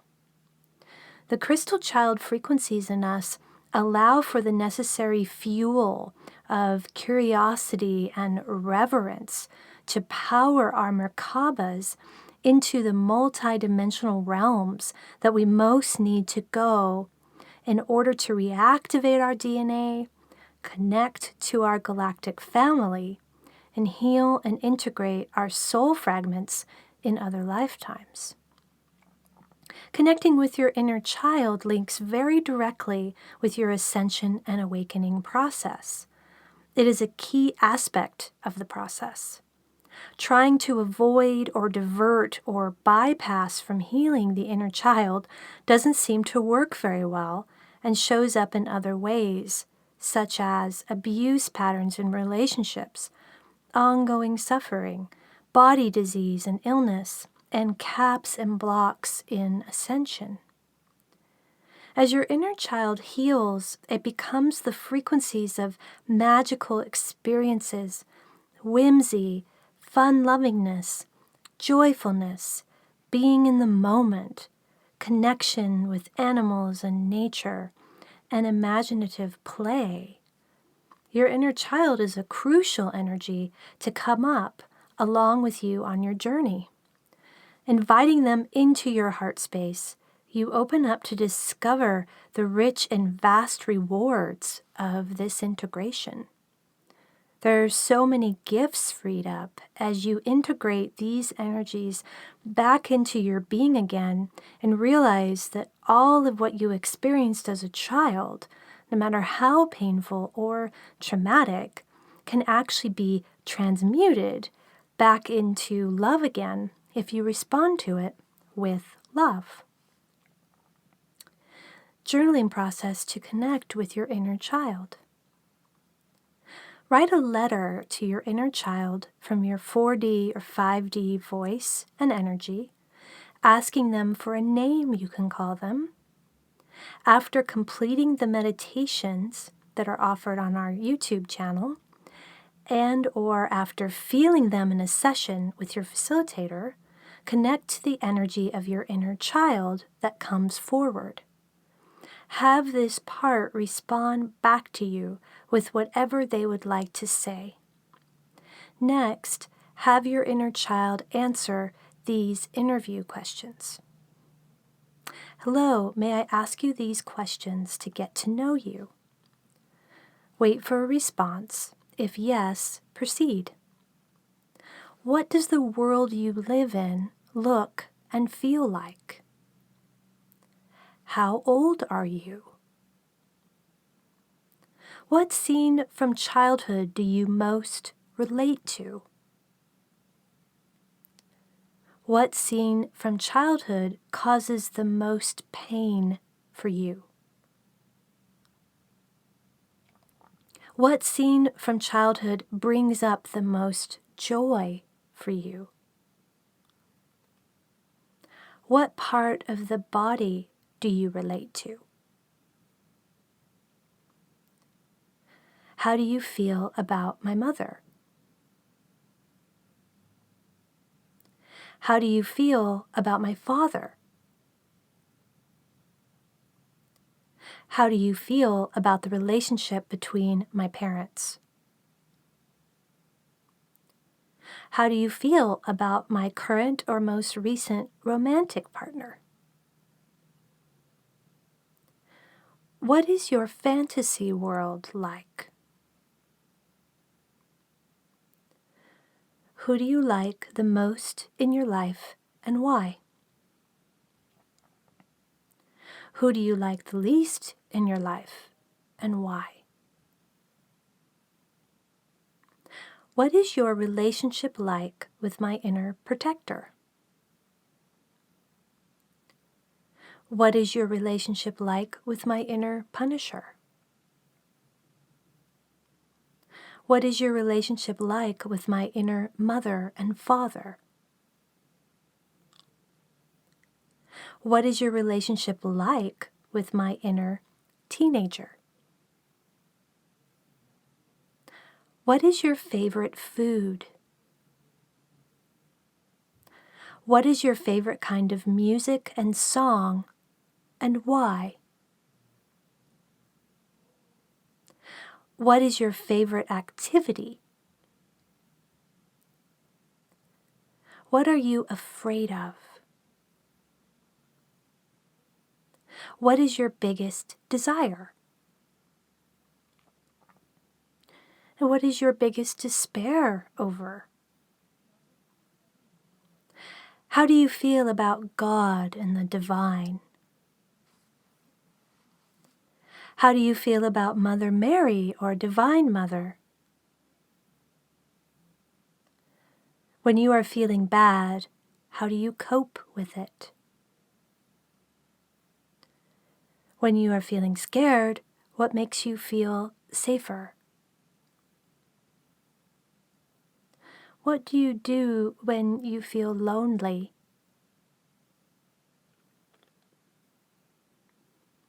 Is there a particular stuffed animal that I could get for you that would allow us to connect more? How do you feel about talking and journaling with me again? Inner teenager. Your inner teenager is the part of you representing the phase and stage after childhood and before adulthood, usually between 11 and 18 years old, although that can vary. This is a very important period of life, as it is very often when awakening is happening on a Metasoul level, with timelines starting to bleed through into your reality. In many timelines, the teenager phase of life is honored as a sacred time of initiation. It is recognized in these other lifetimes that you are in as the beginning stages of becoming and identifying your soul gift expressions and purpose. In many timelines, the community provided support for the teenager to mature into that expression. However, in our 3D modern era, for teenagers, there isn't usually initiation, honoring, and training in how to follow their soul's purpose or any recognition of it. Instead, 3D culture overlooks teenagers and often judges them harshly.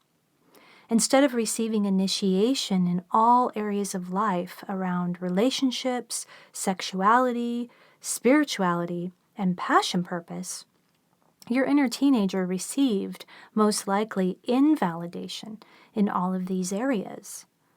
Deep 3D-based conditioning just serves to feed and amplify growing fears, dualities, insecurities, and polarizations inside of them. The inner teenager is often hanging out in the sanctuary of their teenage bedroom and be connected with there. Your inner teenager is often stuck there with strong feelings of angst, depression, even suicidal feelings of not wanting to be on this planet and in their birth families anymore. Instead of a healthy phase of individuating from birth family, There is often push-pull, over-attachment, and other unhealthy dynamics experienced by our inner teens. They are hiding from the family dynamics, yet there can be both longing for connection and pushing away from the family vibe at the same time. So often the teenager is torn between the necessity of bonding with their birth family for their very survival and a growing sense of dissonance and lack of resonance. There seems to be two kinds of ways that this expresses in an inner teenager during this very challenging phase of life. Either as overt rebellion and acting out in behaviors that are not approved of, or in nearly complete seeming acceptance and conformity to the family. In the case of rebellion, more inner truth and empowerment is able to be expressed, even if it isn't always in healthy ways. When there has been conformity, a conforming 3D self, almost like a robot self, is created to fit in, and the rebellious and angry part of the inner teenager is usually hidden away in the shadows. I have discovered that the inner teenager is the part of us that is often responsible for our social interface in life, even as adults. They are stuck in the trauma they experienced in social interactions and haven't been able to mature beyond it until we connect with them and help them heal. It is often the inner teenager's energy that is leading in romantic relationships, which is why so many of them can be dysfunctional and not as mature in transaction. This isn't the fault of our inner teenager, yet rather a reflection of where they haven't yet matured in their expression of relationality with others.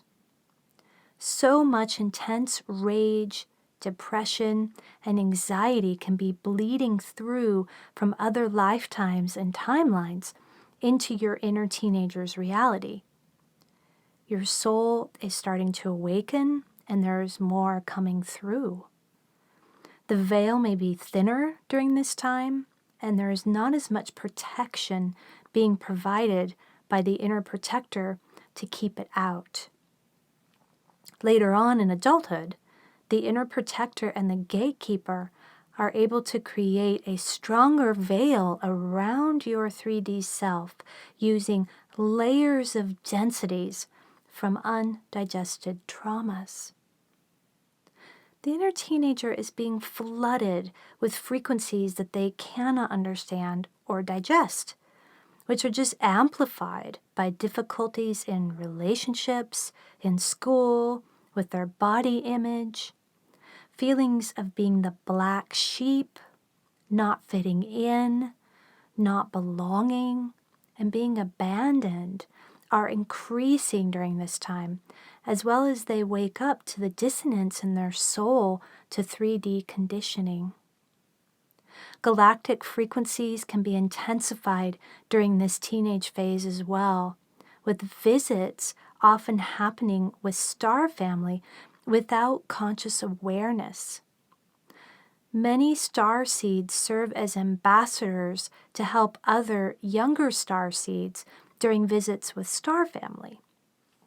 I experienced a profound process with my inner teenager, Jill, a shortened version of my birth name, Jillian, when I remembered that she had served in this galactic ambassador capacity when I was a teenager. She was very depressed and often suicidal, feeling like her parents were cruel and that she didn't belong to them. As I connected with her, we remembered how we had served on the light ships to help the younger children who were scared of being there and missing their birth families. It was stunning to feel how much unworthiness my inner teenager felt to fit into 3D life, and yet she was actually quite important in the multidimensional reality of 4D. This disconnect from our inner teenager's bigness and inability to express it in 3D often leads to suicidal feelings, sometimes consciously not wanting to be on this planet any longer and to die and to leave it. As more people are awakening consciously sooner in these times, they are able to download more sense of their soul's purpose as separate from their 3D conditioning. The newer generations are rejecting more of the 3D template of what is important in life and focusing on their own health and well-being and awakening in increasing numbers. Connecting with your inner teenager in a conscious way allows them to receive the initiations and individuation that they most need in order to mature in all areas of life. By receiving a bridge to you in your current maturity, they are able to receive a template for who they will become and what their potential is. Like a visit with their future self in the form of a loving mentor, they finally receive what they have most been needing and longing for. Going into the world of our inner teenager brings us closer to our passion, imagination, and creativity that we had to set aside for various reasons as we became adults. It is about feeling the loss of innocence that led us to so much serious, repressed, and conforming expression. They are the bridge from our youth to our maturity. They are truly seers of new worlds.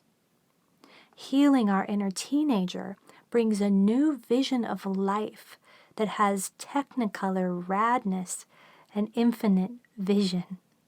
It brings a joy and lightness that seeks to learn and have fun at the same time.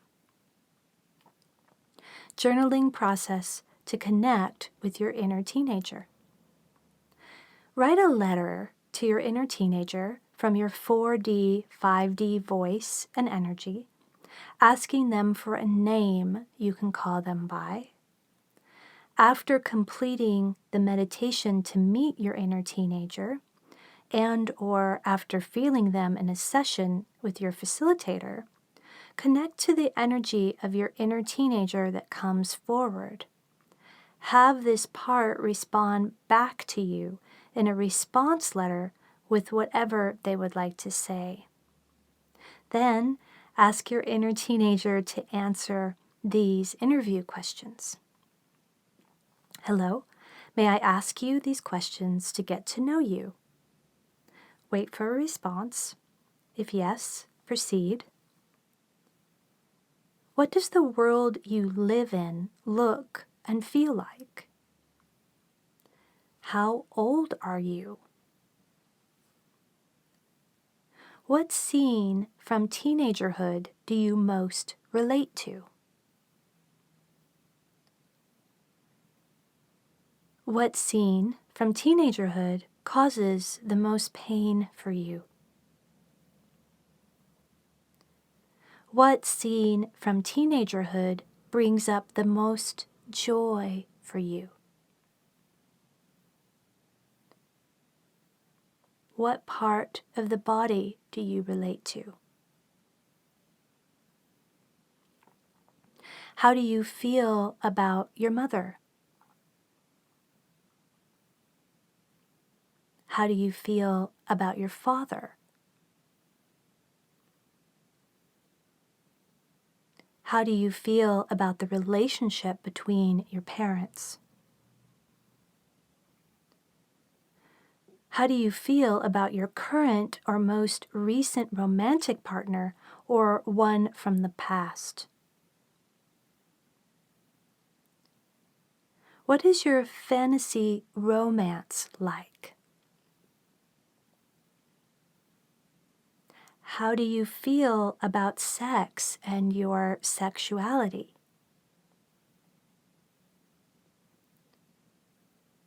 Who do you like the most in your life and why? Who do you like the least in your life and why? What is your relationship like with my inner protector? What is your relationship like with my inner punisher? What is your relationship like with my inner mother? What is your relationship like with my inner father?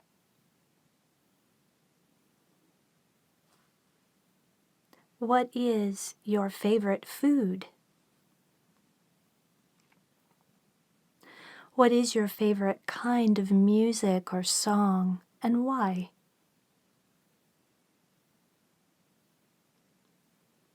What is your favorite activity?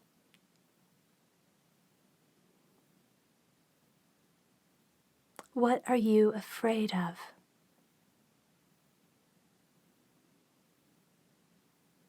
What is your biggest desire?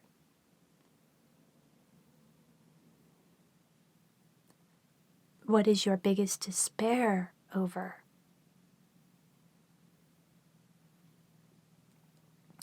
How do you feel about God and the divine? When you are feeling bad, how do you cope with it? When you are feeling scared, what makes you feel safer? What do you do when you feel lonely? And how do you feel about talking and journaling with me again? Inner Mother. Emerging out of the shadow of Mother, sometimes peeking around, sometimes bursting forth. Yet you need to emerge at some point to claim and to be who you are besides and beyond her, in order to truly individuate from her. She served as a form for you to wrap around for a phase of time. Yet the scaffolding your mother provided is meant to be let go of so that your essence can stand on its own ground, so it can arise into your new sacred humanity. Whether your mother is passed away, or you were very close to her, or you haven't spoken to her in many years, her influence lives in your emotional body, in parts of you that absorbed her like a sponge, in the family generational frequencies that she passed on to you, just as the influence of her mother lives on through her, and her mother from hers, and on and on. This is the heritage and legacy of mothering that is gifted to every daughter and son to receive, hold, potentially heal, and hopefully complete. Even beyond genetics, you inherited your mother's energy energetically, emotionally, spiritually, and even in your chakras. She went into the depths and cores of you, like mortar fitting in around all of your foundations. Often presenting as the voice of your birth mother, the inner mother part of you is an expression of the energies taken in from this woman who has had a strong influence and energy in your life. The inner mother is the internalization of your birth mother that had to happen for your survival, the formation of which began in the womb space. As this inner mother part comes up to be identified and felt, you will recognize that her energy is usually unmistakably like your own mother's, along with her voice and her view of the world. Your inner mother is the imprint of the emotional and energetic invasion, an incubation of your birth mother or primary female caregiver. How your mother relates to her sexuality, relationships, career, and job will be an aspect of how your inner mother relates to these things, whether you are a man or a woman. If you are a woman, this inner mother part will often show up to mother your children, friends, and or siblings in the same way that your birth mother did. You will also feel your inner mother's strong conditioning around what it means to be a woman, which relates to your own mother's conditioning too. The inner mother will also very often relate to other women and men in the same way that your own mother does or did. There can also be a rebellion against the conditioning you received from your mother and a compensation in the opposite direction. If she was a smothering type of mother, your inner mother might be more of a hands-off or distant mother. If your birth mother was more repressed sexually, your inner mother might rebel against this and be more promiscuous and expressive in her sexuality. If your birth mother was an abusive mother, your inner mother might be overly protective and extra loving with everyone around her. In this way, the reaction of turning away from the mother template is still an unhealed reaction to her templating, rather than an embodiment of your naturally arising essence. If you are a man, your inner mother often expresses through your relationship with women and will feel the same way about women that your own mother does. Sometimes the inner mother in a man is also a caretaker who then often caretakes and enables others that you as a man are in relationship with, especially within romantic relationships. It can be challenging to connect with your inner mother if you have had a tumultuous, difficult, and mostly toxic relationship with your birth mother. There can be a hesitancy to admit that her energy lives inside of you as a part of you. Yet, as you had to survive your childhood, a part of you had to internalize her energy, similar to the inner Punisher, in order to survive. The benefits of connecting with your inner mother are that you can heal the polarized and charged reactions to your own birth mother as you heal your relationship with your internalized version of her. Once this part begins to heal and integrate, the inner mother frequency will shift from a more masculine, inner matriarch energy of control and resentful giving to a softer, younger, more feminine, and queenly energy in women. Your inner mother will have less anxiety and distrust and more surrender into your leadership and the divine as well. Working with your inner mother allows you to differentiate what is true, arising, and authentic femininity and what is actually a frequency of the masculinized feminine, meaning more like the wounded masculine, yet in a feminine form. For men, the inner mother energy shifts and integrates into a deeper sense of your own inner feminine and more authentic compassion and resonance with women. This process of defusing from your birth mother and providing space for your inner mother to heal often requires that you take space from your current relationship with your birth mother if you have one with her. This space allows you to feel yourself as truly separate from her influence and her picture projection of who you are as her daughter or son.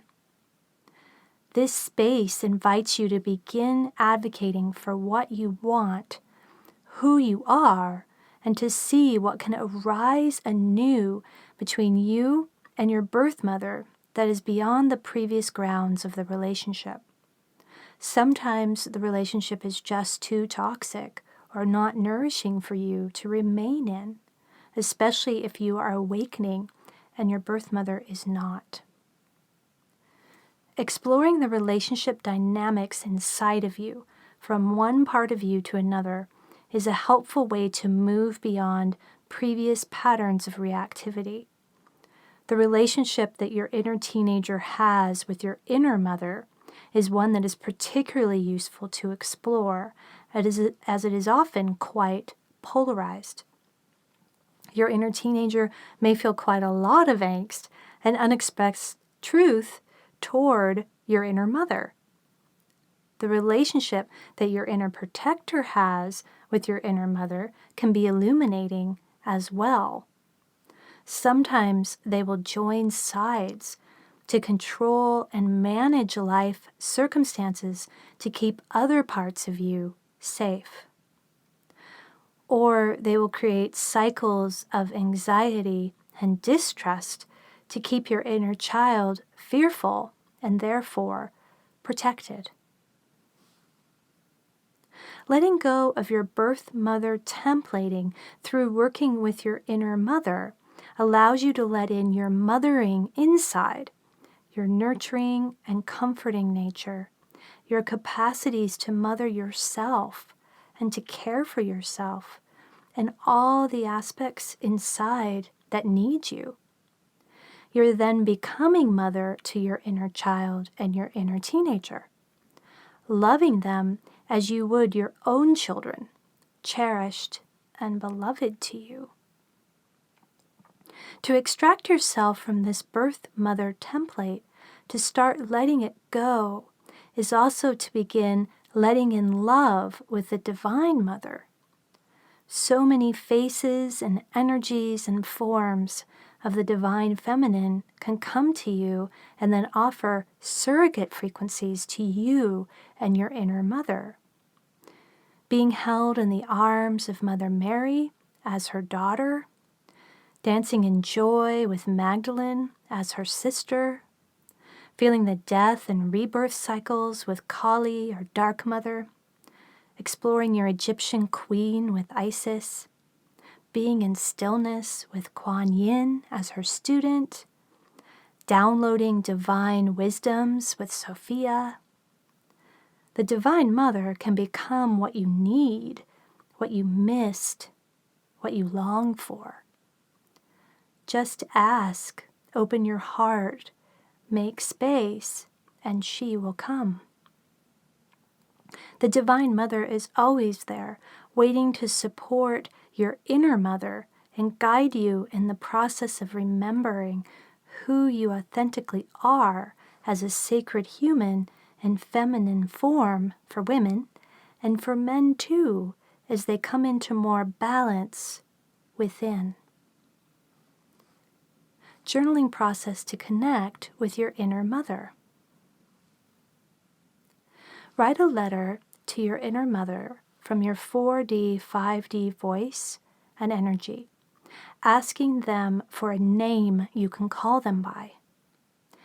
After completing the meditation to meet your inner mother, and or after feeling them in a session with your facilitator, connect to the energy of your inner mother that comes forward. Have this part respond back to you in a response letter with whatever they would like to say. Then ask your inner mother to answer these interview questions. Hello, I'd like to speak to my inner mother. Use a name if you have one. It is usually the name of your birth mother. May I ask you these questions to get to know you? Wait for a response. If yes, proceed. What do you look like? What does the world you live in look and feel like? How old are you? What part of the body do you relate to? How do you feel about Mom?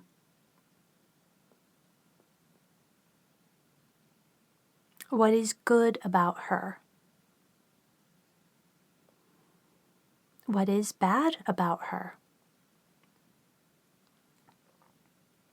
What did you learn from Mom about how to be a mother?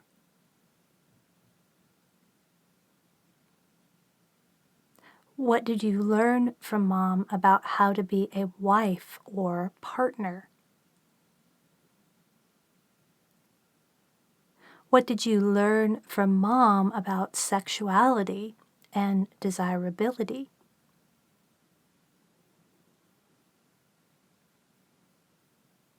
What did you learn from Mom about what it means to be a woman and femininity?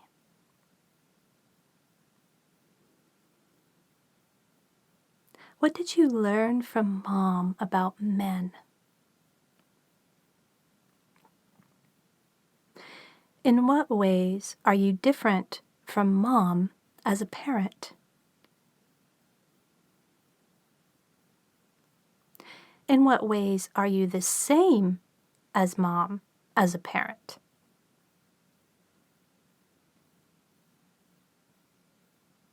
What are you afraid of?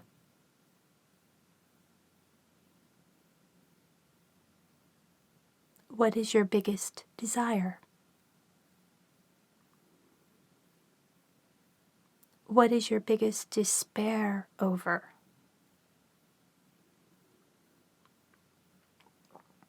How do you feel about the divine?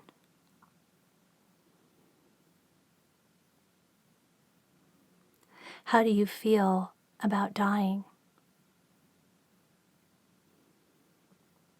When you're feeling bad, how do you cope with it? When you are feeling scared, what makes you feel safer? What do you do when you feel lonely? How do you feel about my inner child?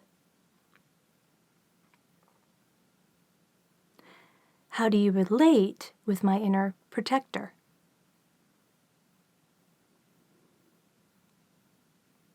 How do you relate with the inner punisher?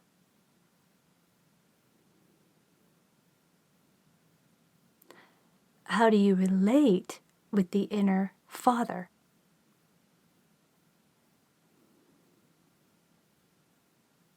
How do you relate with the veil of amnesia?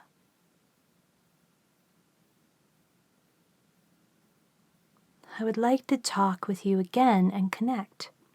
How do you feel about talking and journaling with me again? Inner father.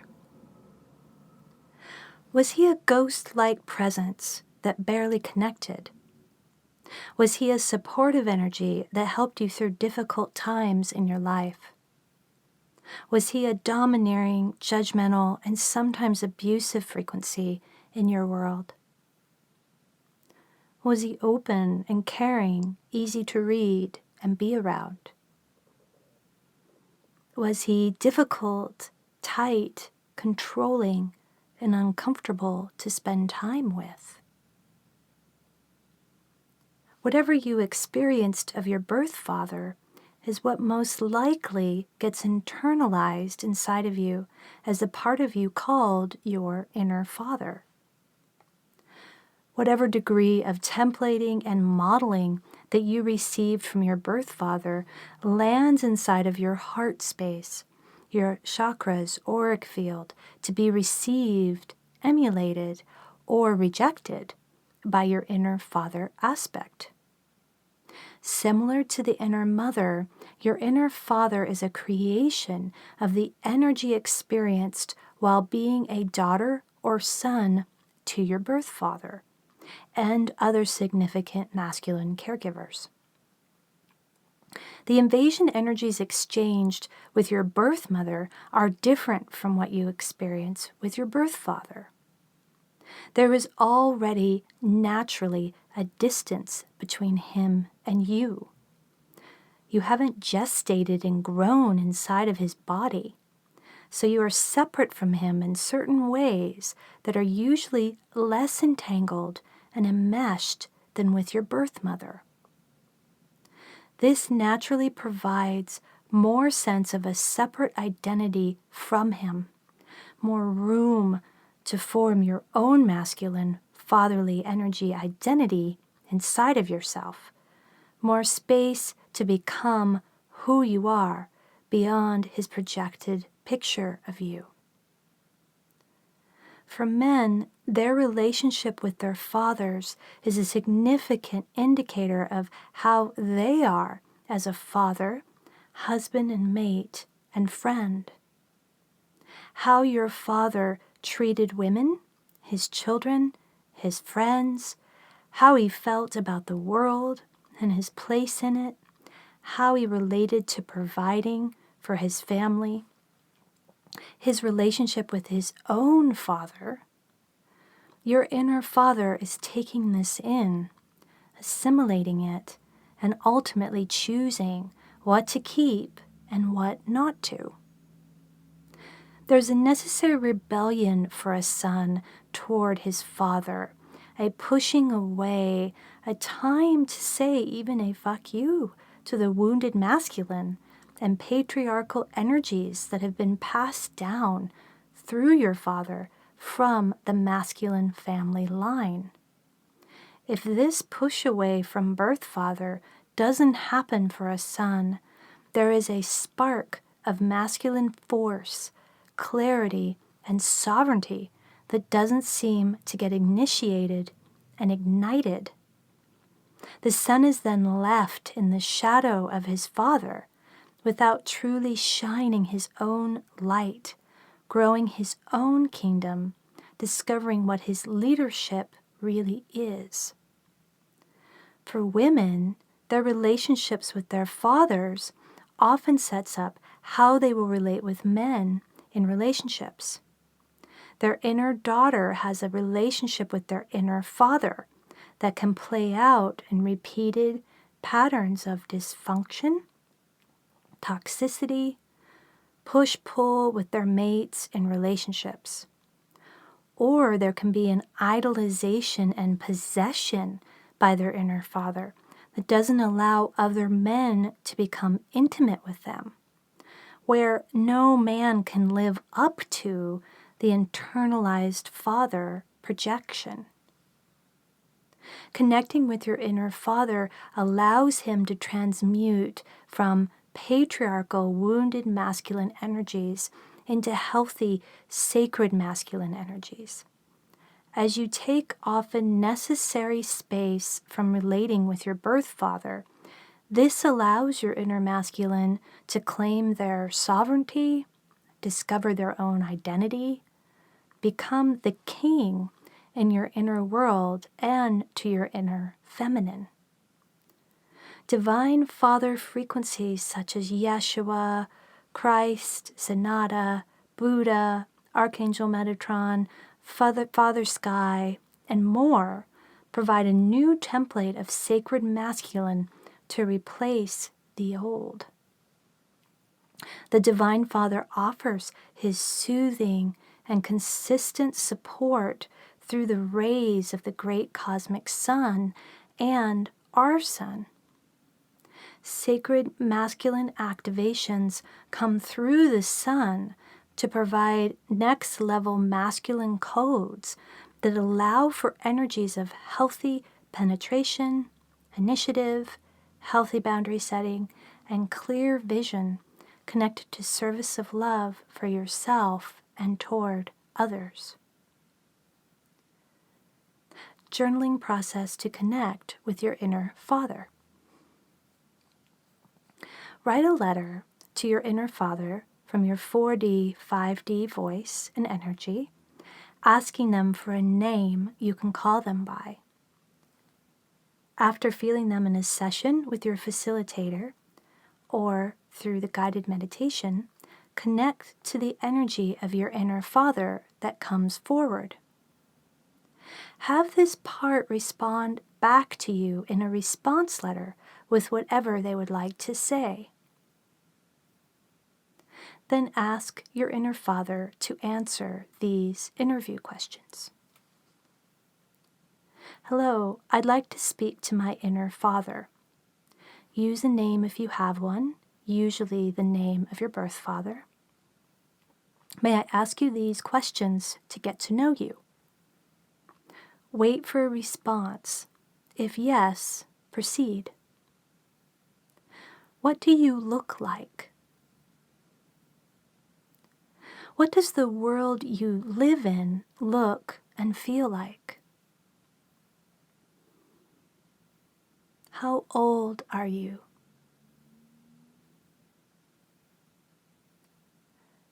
What part of the body do you relate to? How do you feel about Dad? What is good about him? What is bad about him? What did you learn from Dad about how to be a father?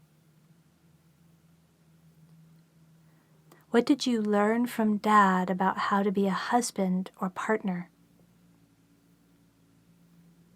What did you learn from Dad about sexuality and desirability?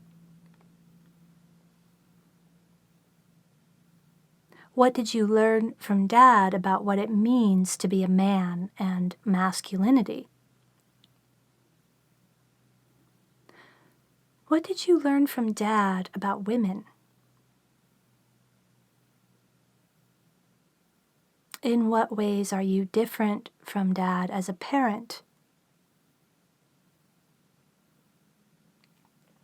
In what ways are you the same as Dad as a parent? What are you afraid of?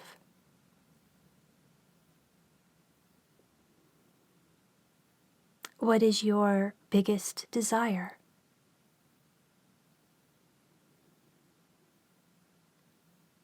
What is your biggest despair over? How do you feel about the divine?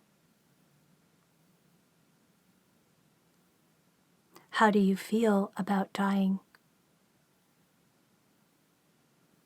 When you are feeling bad, how do you cope with it? When you are feeling scared, what makes you feel safer? What do you do when you feel lonely? How do you feel about my inner child?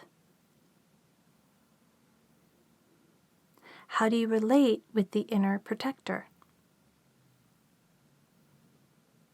How do you relate with the inner punisher? How do you relate with the inner mother? I would like to talk with you again and connect. How do you feel about talking and journaling with me again? Inner punisher. The inner punisher is the voice inside of you that is critical, skeptical, harsh, and doubtful. The energy inside that is punishing towards you, hard on you, your toughest critic. The part of you that can bring up embarrassing and difficult situations over and over again in your mind as a reminder to not do the same things again, not to take the same risks, not to trust love and people. The inner punisher is often a very strong energy inside of you and a masculine energy, though sometimes it may be in feminine form. The energy of the inner punisher can be felt when mistakes or pitfalls happen in your life. They tend to see life as black or white. a success or a failure, and will outline all of the reasons why it feels this way. This part will often have many judgments towards your body, your spirituality, your relationships, your handling of life, and all areas of it. This judgmental frequency can overflow outward and be directed towards and felt by other parts of you and the people in your life too. This part of you may use their often astute and even accurate insights and intuitions about others against them, to build cases against them, to put up walls between you and them. Judgments about other people may have some truth to them, yet the love has been removed and withheld from these truths. This is what makes something a judgment, when love is withheld and superiority is energized in the offering of it. There is little forgiveness of self and others within the inner punisher in their most wounded form. They have created grudges to hold against you and against others too. There are good reasons for them, at least in the inner punisher's sense of it. There has been hurt and harm experienced by you by others. There are reasons to be wary and watchful and doubtful. There are more reasons to distrust than to trust. There is often quite a tangled dynamic between the inner punisher and the young parts of us, such as our inner child and inner teenager. A punisher shame loop develops that is usually unconscious, where the inner punisher judges something and the inner child feels shame about it. This happens so automatically for most people that they don't notice the source of the judgment or the corresponding reaction of shame and also hurt and unworthiness that comes up after it as it lands. Punisher shame loops are often the most effective means to shrink you back into yourself and away from your bigness and the potential danger and harm of moving into it. It's hard to imagine that this self-doubting and critical energy inside of you has any purpose at all, except to make you feel bad about yourself and to make you feel smaller. Yet, that is exactly the point of it. The inner punisher serves as another form of self-protection, and they often work in collaboration with the inner protector in that way. The inner punisher formed initially inside of you out of necessity, especially if you had very critical and judgmental parents. The inner punisher forms to serve the role of criticizing you and creating the corresponding shame reactions as a defense to buffer the experience of these energies on the outside. I have discovered this in my years-long work with my own inner punisher and also through connecting with many inner punishers and other people over the years. Their answer for why they are so judgmental and hard on the person is because they have to be, or someone else would be. It is preemptive in that way, at least to their reasoning. The punisher's shame loop dynamic is their most common weapon and way to lower your frequency back into the safe zone so that you don't draw attacks from others. There are also usually soul theme reasons for them doing this, often connected to persecution experiences from other lifetimes. The punisher's shame loops going on within me for most of my adult life were often so acute that I experienced profound unworthiness, self-consciousness, and sense of being ugly, both physically and in my essence, almost every moment. I somehow managed to become a successful business coach, coach manager, parts facilitator, wife and partner, and mother despite these feelings. My persona parts and inner protector were working hard to get me through life.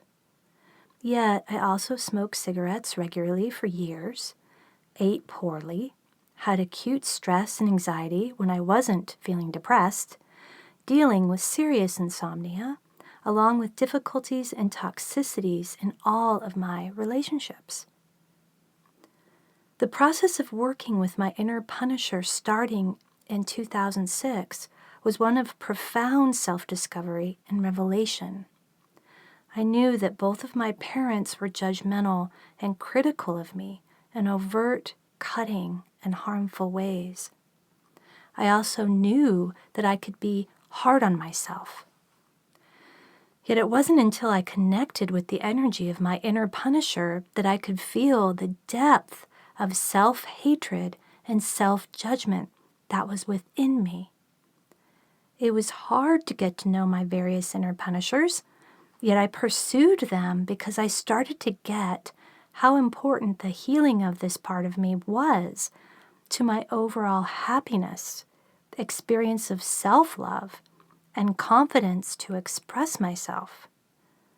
Through the years, my inner punisher shifted from being a two-faced being with half the face of a man and half the face of a woman, representing my parents, and then eventually shifted into my inner mother, who was also a pretty potent punisher, as was my inner father. During a phase of mirror work with my inner mother punisher, in which I could hear and feel all the judgments going on, I finally started to feel the tones of judgment ease up inside of me. My sacred union with Raphael became possible to let in and be with when enough of these inner punisher tones had healed for me to let in the goodness, desire, and adoration he felt toward me. We can't actually let in love from others until we feel that love unconditionally toward ourselves, and the inner punisher is really a key aspect of that. Because of this work with my inner punisher, I haven't felt a truly self-punishing tone or voice inside of myself for a long time, and I no longer feel shame and self-consciousness. I can discern about myself, and I can own when I make a mistake or when I have harmed someone. Yet I don't go into punisher shame loops anymore in response to these situations. There's been a great freedom inside of me to express myself, to confidently be in the world, to feel good about my appearance, and to serve and teach others as the inner punisher energies have healed. My beloveds in relationships and my facilitants don't feel judged by me, yet rather feel that I share my intuitions and truths with them in a direct but loving way. Once this part can start to be felt, your inner punisher can then begin to express as their essence of humble discernment and intuition and healthy boundary setting, and not just embody negative and punitive energies towards you, others, as well as itself.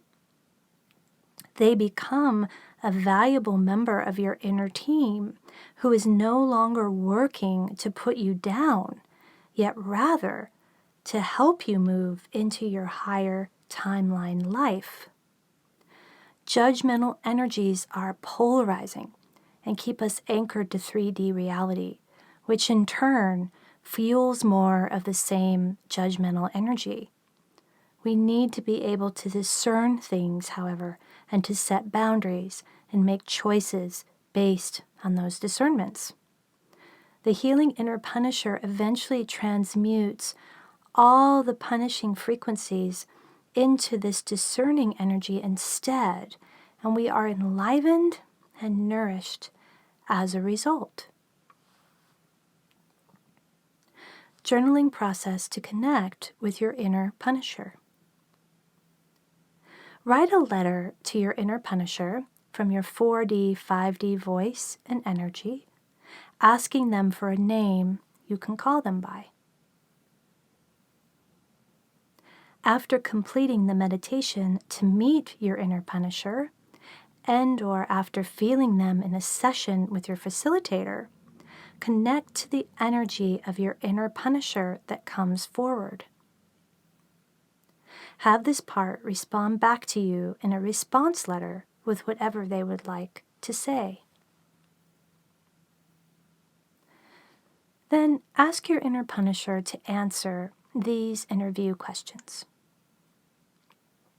Hello, I'd like to speak to my Punisher. Use name if you have one. May I ask you these questions to get to know you? Wait for a response. If yes, proceed. Are you male or female? What do you look like? What does the world you live in look and feel like? How old are you? What part of the body do you relate to? How do you feel about mother? What is good and bad about her? How do you feel about father? What is good and bad about him? Where did you learn to be judgmental of yourself? From mom or dad or both? Where did you learn to be judgmental of others? From mom or dad or both? Why did you become judgmental of yourself and other parts?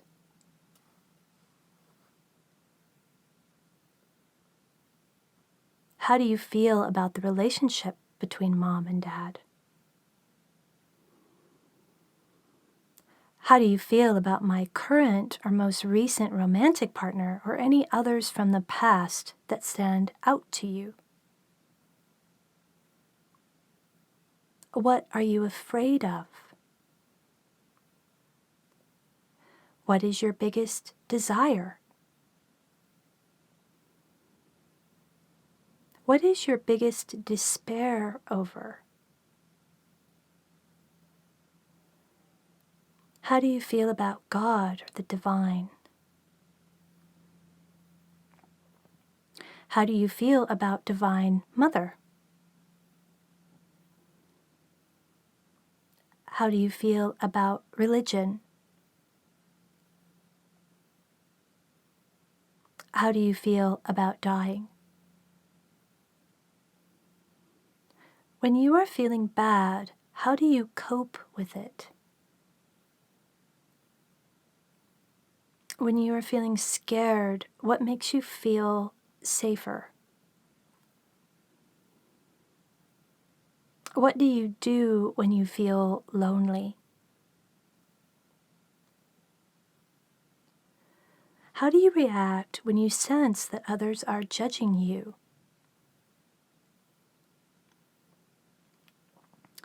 What is good about when you cause parts of me to feel shame and unworthiness?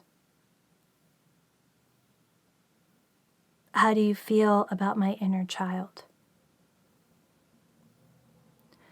How do you feel about my inner teenager? How do you relate with the inner protector? In what ways do you judge or punish yourself and other parts of me? I would like to talk with you again and connect. How do you feel about talking and journaling with me again? And this is a writing that I offered during the COVID-19 event about what I was feeling as a mass expression of triggered inner punishers. Levels of contention, disagreement, and making each other wrong are really peaking at this time of unknown transition during the coronavirus slowdown. These energies of contention have long been the case in 3D mainstream media, politics, and religions. Yet the arguments right now, even amongst awakening and spiritual people that are more oriented to higher timelines, are surprisingly degrading down into exchanging personal insults, accusations of being hijacked or influenced by dark forces, not getting it, not really being awakened, and so on. Even amongst those who believe in and are creating the same timelines together, such as in the Q movement, they are attacking each other with infighting and put-downs and calling each other out for being fake. That's becoming more common. As an ambassador of love, I have been guided to go into some of these battlegrounds, even as they make me feel uncomfortable. These battlefields are so often in our modern age, the comments sections of posts on social media and other places online. I have been stunned breathless at times at how cruel, degrading, and insulting people can be to each other. It hurts my heart to feel it, as so often there is a deeper pain and fear there in the person that isn't getting felt and can't be felt with so much outward focused protection, defenses, and judgmental energies going out.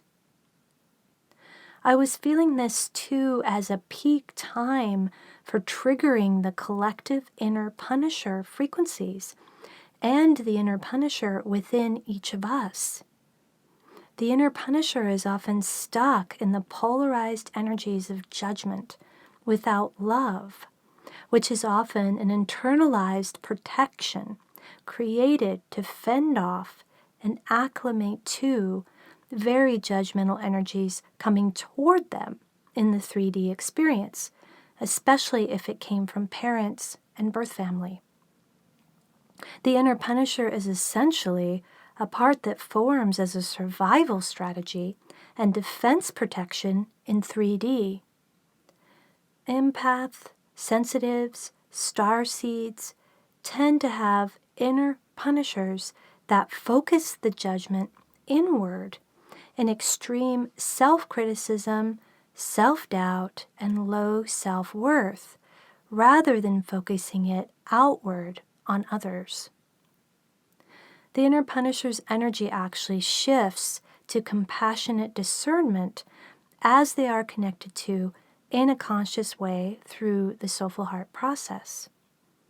I have experienced hundreds of previously dark and judgy inner punishers shift into the noble, humble, and beautiful energies of intuitive discernment once they feel forgiven for their previous judgments and pain they have caused.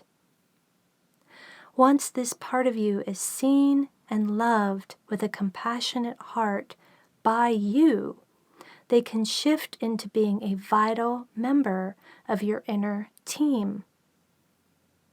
The current circumstances are triggering the inner punishers, it feels like, because the 3D, 4D matrix programs us to judge ourselves and others at a very young age. So much in 3D has been fueled by these judgmental energies. When part of us judges us or others, it immediately lowers our frequency. There is also necessary truth-seeking and questioning going on right now for those in 3D and those moving into deeper levels of 4D, disclosure and awakening. Clarity is being sought and informational sources are being looked to outside of the mainstream offerings. When that is primarily happening toward outside sources, there is less embodiment of your inner truth, your soul's knowledge, and your own intuition. Yet outside sources can mirror this inner knowing if they are looked at and received in that way. If a punisher part of someone is looking to an outside source, though, for the truth, there will be an inner revolt going on, personal sovereignty boundary that is breached, an inner and outer rebellion, if you will. Feelings of resonance or dissonance with that outside source can create quite a lot of reactions inside for the inner punisher, who isn't sure how to digest it. If that outer source of information is also fused to their inner punisher, which is often the case, it seems, then inner punisher meets outer punisher, and that is a recipe for contention, infighting, and judgmental projections both inside and outside. The punisher truth teller actually elicits feelings of shame and unworthiness in those who are taking in their truth. Their energy is often angry, combative, righteous, and doesn't see any other view than their own. If you are taking in someone else's truth and you are triggered into feelings of shame or unworthiness, or even feeling stupid for not knowing something or believing something, part of you is most likely reacting to the inner punisher in someone else. Your inner punisher may also be reacting to the inner punisher in someone else, which brings up feelings of fighting and defending. Outside sources more anchored to higher frequencies can activate inspiration, inviting you to explore and land in your own truth, yet not make you feel bad or wrong about yourself. Energies that make you question yourself in a judgmental way are rampant right now. For some souls, this is effective to help them start questioning life and reality. Yet for those who are very sensitive to energies, the empaths, starseeds, healers of the world, these judgmental energies are difficult to navigate. I feel that I have to carefully track how much of these energies I take in, as while I am curious to feel and take in the timelines going on right now in the collective. Again, as an ambassador of love, I feel it is important that I do so occasionally. I don't want the information at the cost of feeling judged and kicked, as I no longer have these punishing energies inside of me. True divine essence doesn't judge you or others or condemn or punish. The divine, especially the divine mother expression, is holding much love for humanity as we go through our valley of the shadows of death process to emerge into the light. Connect with divine energies that feel supportive, loving, and compassionate, and they can support you to find your own truth, grounding in your soul's path and process. These loving divine energies can begin the process of inner forgiveness and activation of inner knowing that can help your inner punisher transmute and heal.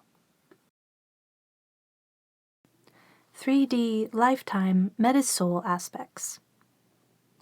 Your Metasoul chooses to experience the toughest lessons and playouts of your soul themes during those lifetimes that are anchored to 3D reality.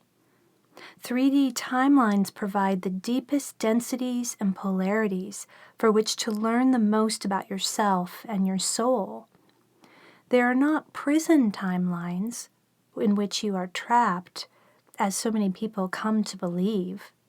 Rather, they are chosen by your Metasoul for the purpose of offering the greatest opportunity for healing, as they are ideal for it. Our current timeline reality of ascension from 3D to 5D reality within the body and within one typical human lifespan is an unusual and special one. Our current lifetime offers unique possibilities of lifting the denser veils of amnesia and awakening to your soul consciousness with new awareness. I have been offered that this lifetime will be the last one for many of us who are way showers to choose to experience a 3D lifetime. During this final opportunity, we have signed up to awaken fully to the multidimensional reality of our Metasoul and to realize that we are one fragment of many from a divine source that is meant to return to that divine source through reunification. Exponential healing opportunities are available to us as we connect to the quantum field potential of our Metasouls through collaboration with our gatekeepers, who hold the keys to lifting our veils of amnesia for good this life. Completion of soul themes and karmic patterns is possible in this lifetime in a quantum way that impacts positively the entire Metasoul. The journey to meet, form a relationship with, and heal parts of your 3D self, as I just shared about, is an important aspect of setting up the team that will help with this expansive soul transformation. Key members of your inner self assist you through the transmutation of your inner protector to a guide, your inner child to a magical starseed crystal child, your inner teenager to your maiden or prince, your inner mother to your inner feminine queen, your inner father to your inner masculine king, and your inner punisher to your humble discerner with love. Your 3D self goes from being a fragmented self that is mostly based on persona and self-image preservation to a growing, multidimensional 4D self that is anchored more and more into your soul essence and serving love as its purpose for being. As you become more of an integrated self that is unanchoring from 3D frequencies, you are able to journey in a multidimensional way to other lifetimes with your gatekeeper. I will share more about the gatekeeper soon. You are also able to visit and get to know Metasoul sisters and brothers who live in 3D anchored lifetimes. 3D anchored timelines are usually those that occurred after the fall of Atlantis and Lemuria, leading up to our current lifetime, which is now shifting into more 4D anchored frequencies. There are also 3D lifetimes that are happening on other planets in our galaxy and even in other galaxies.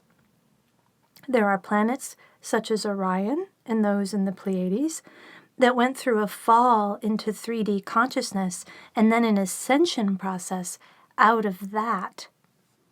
Some planets have even been destroyed or blown up while in the midst of a 3D timeline due to war and conflict. 3D lifetimes are those that usually need the most healing and transformation of traumatized energies with love from the higher self and Metasoul.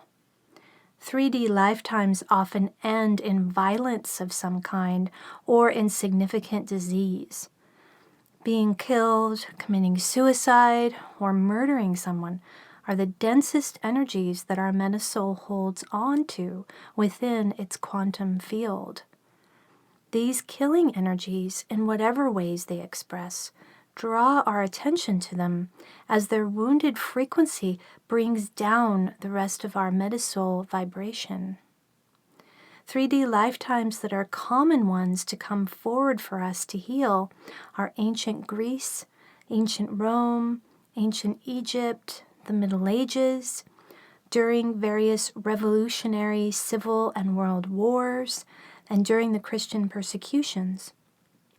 It is in these 3D lifetimes that you can often discover the soul patterns that are playing out in your current lifetime, although usually in a less dramatic and epic manner. The energies you are experiencing and are reacting to are the same, even if the situations can be vastly different. Recapitulation of circumstances in 3D lifetimes over and over again is how the Metasoul attempts to heal itself. This is not an incarnational trap, yet rather the Metasoul trying to learn and grow by going through the same trauma repeatedly with hope for a different outcome. This is how the Metasoul grows and learns. The digestion of the trauma experiences with the Metasoul aspect that is experiencing it within their lifetime allows for the cessation of the repeated pattern of it. The Metasoul brother or sister forms a relationship with you as they get to know you, as your gatekeeper opens a channel up to them. This relationship provides a soul gift exchange between you and all the aspects of your Metasoul that have also woken up and are healing. This connection eventually allows for your Metasoul brother and sister to make a healthier choice for themselves and to change their lifetime to a happier outcome.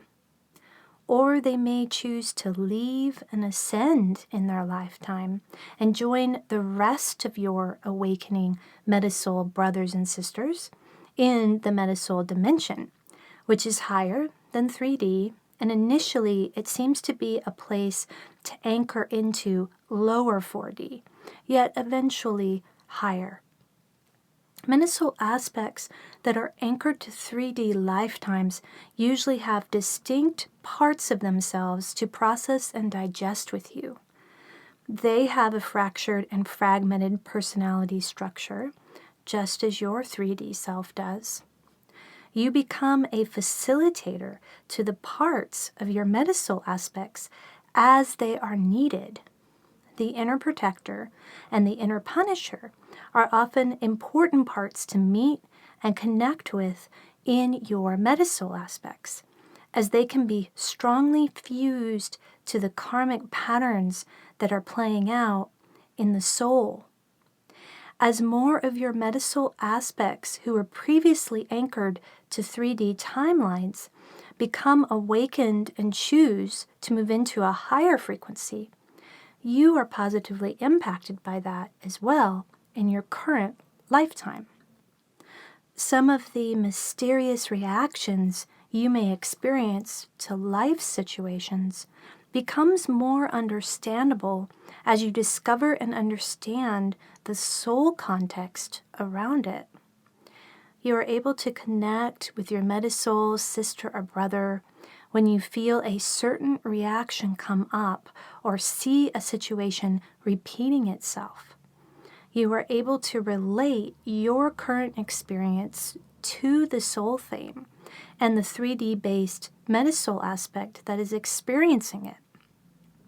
This allows for Metasoul context around your this life experience that provides distance, understanding, and capacity to move into neutrality.